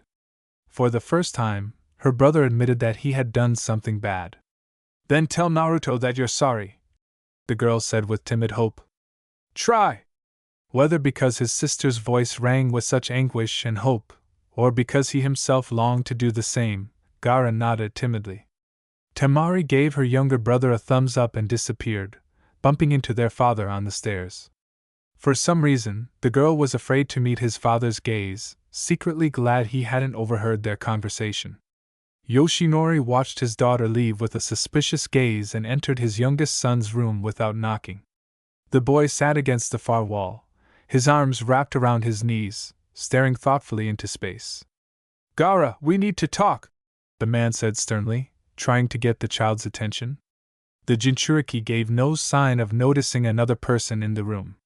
"You understand that an attack on the Hokage's son cannot go unnoticed. You will have to be punished. You attacked a representative of a foreign country, and this could lead to a political crisis. The balance between our countries is already precarious. Your rash actions could lead to a bloody war. Do you understand what you've done?" Every word the Kazekage said was a blow to the quiet boy's psyche, although it didn't show on the outside. The man frowned. It seemed impossible to convey this information to his own son. "I'll go check on Naruto-kun now. If he chooses a punishment for you, you'll have to endure it," the Kazekage said harshly. "I agree," Gaara replied dryly and emotionlessly. The man nodded with satisfaction and left. Uzumaki was looking sadly out the window when someone entered the room. He had recovered enough to stay awake for days on end, but an incredible weakness prevented him from even getting out of bed. As if with a substitution technique, all his strength had left his body forever. It was disgusting. And the weakness showed no sign of abating. So far, the blonde's only feat was taking 3 steps toward the bathroom. But getting back. So, Naruto walked to the bathroom, but crawled back, literally. Or fell. There was no other way to describe these movements. Someone entered the room. The blonde was in no hurry to turn around, not wanting to deal with the doctors again, who had pestered him with tricky questions about his health and their excessive overprotectiveness. "Naruto-kun!" A commanding voice rang out. Uzumaki flinched and turned around abruptly. The Kazekage himself stood in his room, scanning him with a stern gaze. "Really?" The blonde had mixed feelings about this man. On the one hand, he felt a certain awe, and on the other, a fierce hatred. Both feelings were strong, but completely opposed, which was completely confusing. "I came to talk to you about the recent unfortunate incident." Naruto frowned. The Kazekage, seeing the boy's face take on a stern expression, decided to change tactics and make the conversation a little simpler. After all, this was a weak child in front of him, he reminded himself, so he also needed to explain complex things in the most accessible way for a 9-year-old boy. "I'm very sorry that this misfortune happened to you. We will take measures to ensure that this does not happen again. If you wish, our Jinchuriki will suffer any punishment you choose." "I have no complaints," the Uzumaki answered harshly. "What?" "I have no complaints. Or complaints," Naruto said harshly through clenched teeth, looking straight into the ruler's eyes. At first, Yoshinori thought the boy was simply scared and afraid that the monster would return to finish the job. "The Jinchuriki won't do anything to you. I will take care of it. So don't be afraid." "Who's still afraid here?" Naruto shouted, unable to contain himself. "Unlike you, I still don't think Gaara should be isolated from society." Sabakuno froze in shock. This boy truly wasn't afraid of the Jinchuriki. "Shikaku, Gaara is not to blame for anything." Naruto continued to insist, ready to stand up for his friend. "If you need a second hand to save Gaara, take it." That's what his expression said. "It's my fault that I was in that place at that time. Gaara is not to blame for anything," the child repeated stubbornly. "Are you sure?" the Kazekage asked incredulously. "I'm sure. Gaara is not to blame for anything. It was only my fault for what happened. The incident is closed." "Naruto-kun, think again." "Are you sure?" "I can think as much as I want," the blonde said decisively, his eyes flashing angrily, looking straight into the ruler's eyes, "but my opinion will not change. Gaara is not to blame for anything. I don't think it would be worth taking any measures because of this. It's unnecessary. The incident is closed." "No one was seriously hurt?" "So, no one was seriously hurt?" the man asked with a grin. "Absolutely right." Uzumaki nodded decisively, pursing his lips. "Everyone's safe. Everyone's happy. Is that closed?" The more Yoshinori talked to this boy, the more he liked him. So headstrong, so brash, yet so incredibly determined and tough. And if it weren't for his weak body and childish age, Sabakuno would have said that before him was the fully formed personality of an adult, wise warrior. It was strange. The man couldn't help his own childishness. He constantly wanted to tease the blonde, so that he would lose his patience again and drop the mask, revealing what he really thought. Although Uzumaki didn't particularly hide his true thoughts and intentions anyway. The Kazekage was seriously interested in this boy. He wanted to raise him to be a good warrior for Suna. What a pity that he already belonged to another state. Naruto woke up and sat up abruptly, trying to figure out what had awakened him. Turning his head to the left, he saw the younger Sabakuno standing next to his bed, howling like crazy. The blonde was slightly taken aback, seeing his gloomy comrade in such a state for the first time, and became seriously agitated. Uzumaki turned on the night light and anxiously rushed over to his friend, beginning to examine and palpate him. The cast and bandages were a major hindrance, and his sleepy brain was having a hard time processing the information. "Gaara, are you in pain?" the blonde asked anxiously. Jinchuriki Shikaku shook his head and began to cry harder. "Did you have a nightmare? Were you scared of something?" Naruto continued to question him, having confirmed that there were no wounds on the teenager's body. "Did someone hurt you?" Gaara was bawling his eyes out, howling loudly, and still couldn't calm down. Uzumaki looked at him in confusion, not knowing what to do. Scratching the back of his head, the blonde practically dragged the child onto his bed and hugged the trembling body to his chest. Sabakano sobbed, clutching Naruto's hospital pajamas in his hands and trying to say something, but a fresh round of sobs nullified all his efforts. The boy's body shook violently, as if he were very cold. Uzumaki looked at the red-haired man in confusion and stroked his back soothingly. Until Gaara tells him why he's so scared, it'll be impossible to calm him down. Or do anything about it. After some time, the Jinchuriki Shikaka fell silent, snored a little, and then decisively moved to the side and sat on the edge of the bed, hiding his gaze. "Gaara!" Naruto called. "What happened? Tell me." The boy's cheeks flushed, and the red-haired one tried to turn away to hide it. The boy feverishly crumpled the edge of his t-shirt and looked terribly embarrassed. "Gaara," Naruto said tenderly, trying not to scare away the fragile trust. "Tell me. I will understand everything." "I almost killed you," the boy said with difficulty through loud sobs. You, my only friend, and I almost killed. I am a monster. A murderer!" The Jinchuriki cried out with some kind of breakdown. The words were very difficult for Sabakano. Convulsive, rapid breaths followed every word, as if the red-haired man had asthma.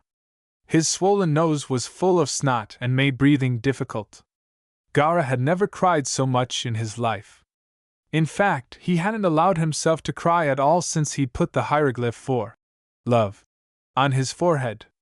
And now his psyche simply couldn't take it. "So you're worried about the fact that your sand hurt me?" Uzumaki said very softly, choosing his words carefully, slowly crawling towards the teenager curled up in a ball. Gaara only nodded frantically. Naruto crawled even closer and carefully placed his hand on the child's head. "Don't cry, silly. I'm fine. I wasn't hurt that badly. And the bones will heal. It's nothing. But it's nothing." Uzumaki waved his hand dismissively. "It's not nothing.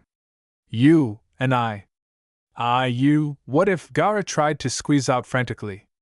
"Sure, calm down," Naruto said softly, trying to calm the boy. Right now, more than ever, he felt that he was much older than Gaara.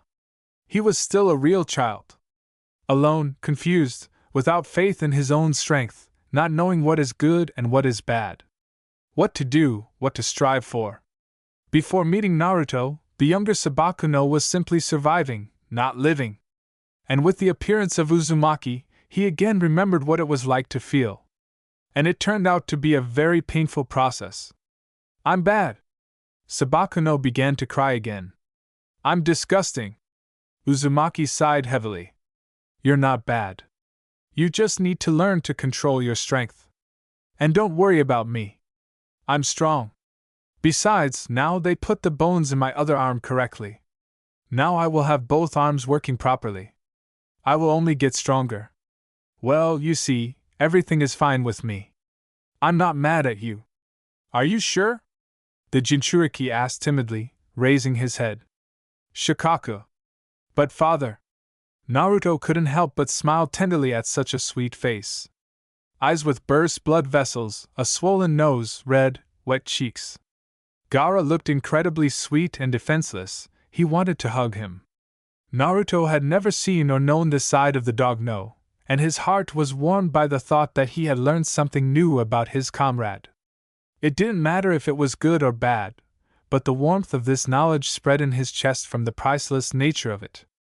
"Exactly," Uzumaki answered softly but firmly, stroking the boy's head.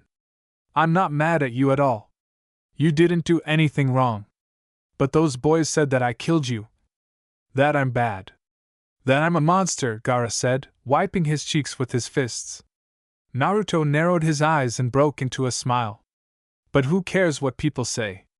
You can't trust everything they say." "Really?" Gaara's wondrous eyes widened, filled with genuine hope that his friend was telling the truth. Honestly. Obakano looked at his friend's wide smile, at his confident gaze. He had believed and continued to believe in him. And what could he give in return to such a man? How could he justify such trust? How could he guarantee that he wouldn't hurt him again? On purpose or by accident? The Jinchuriki slowly rose to his feet, looking at the floor. Then he glanced briefly at the blonde. Gaara.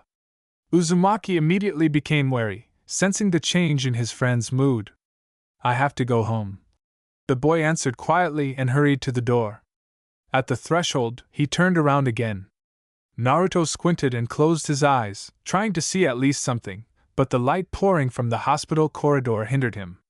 Get well. Sabakuno quietly wished and closed the door. Gaara! Naruto shouted, sensing that something was wrong. Gaara! The Jinchuriki, sensing genuine concern in his friend's voice, pressed his lips together. The fact that Naruto held no grudge against him made it even harder. After all, he deserved Uzumaki to hate him, despise him, at least be angry with him. And the blonde, instead of screaming, even consoled him. It was unbearable. No one had ever treated him like a child who might have weaknesses, who might simply get hurt, or who simply needed support. He was always shunned, feared, avoided. His little heart was torn from the impossibility of accepting any other attitude. He considered himself unworthy of this priceless gift. And goodbye, the red-haired boy said, still moving his lips, and left. Gaara! An indignant cry rang out from the room. Uzumaki abruptly threw open the door to the hospital room and looked out into the corridor. There was not a single living soul in sight. Naruto wanted to rush after him, but the still lingering weakness made itself felt. He had to grab the doorframe to keep from collapsing to the floor. What is this? The blonde slammed his fist on the wall, cursing his frail body and lack of strength. After Gaara's nighttime visit, Naruto was informed that he was now living in the academy dormitory. Whenever he asked about the Jinchuriki, his interlocutors deftly diverted the conversation or simply ignored the topic. Uzumaki was angry, furious, but he could do nothing. So they kept him in the hospital for 3 weeks. A month later, the surprised doctors removed the cast. His arm was as good as new. The same shinobi who had summoned him to the Kazekage volunteered to escort Naruto to his new quarters. The man greeted the boy very warmly. As they walked to their new residence, Naruto caught the Suna man's grateful gaze. The shinobi opened door number 17 and, letting his charge go first, followed. My name is Yasumoto Kenta. Uzumaki Naruto. I know. The man nodded. I know that you know. The blonde responded with a warm smile. But the rules of decency require that I identify myself again. The man smiled happily in response. I took the liberty of stocking your refrigerator, Naruto-san. And I brought some textbooks and scrolls that you will find useful. You have missed a lot. And yes, I am now your curator. Why? Why what? Why are you doing all this? The boy looked very seriously at his escort. The man hesitated slightly under such an appraising look. You saved my life, the shinobi explained a little embarrassedly. What do you mean? Naruto was surprised. The man hesitated. It was sort of in absentia. But definitely thanks to you. Can you elaborate? Uzumaki asked, clearly monitoring the warrior's reaction, boring into him with his eyes. The interlocutor shuddered. He felt like he was reporting to his superiors when they were in a bad mood. So thank your saviors this way. Gaara-sama did not give me a sand burial, the man reluctantly admitted. Yasumoto was embarrassed to admit his weakness, but lying to a child was wrong. He said Naruto-kun wouldn't like it. I know it's because of you. And anyway, Gaara-sama hasn't killed anyone since returning from Konoha with Kazekage-sama. He muttered under his breath that you wouldn't approve. Uzumaki looked at this simple-minded warrior and couldn't help but smile. Despite the fact that the Jinchuriki had nearly killed him, there was no hatred or fear of Sabakuno in his voice. He respected the boy as the Kazekage's son and a powerful opponent. The warrior had stoically endured the prospect of dying at the hands of a child, and no malice lurked in his heart. Such people were rare. But despite his trusting face and open nature, a hidden strength was felt within this shinobi. Thank you? Naruto thanked him wholeheartedly. For what? Kenta was taken aback. You didn't hate Gaara because he tried to kill you, the Uzumaki answered simply. So Togo. It's probably my own fault, the warrior answered uncertainly, scratching the back of his head. There was no need to appear in front of him so abruptly. Thank you anyway. It means a lot to me, the blonde said firmly, and something in his tone made the man look at his charge in a new way. Previously, he thought that the youth was just an unreasonable, stupid child who imagined himself immortal and invulnerable. Of course, he himself volunteered to look after him because he was sincerely grateful, but he didn't think that what this Konoha man claimed that Gaara was his friend was true. This was an unexpected discovery, and involuntarily commanded respect. To openly befriend a Jinchuriki and defend his honor, you need to have strong convictions and be very brave and decisive.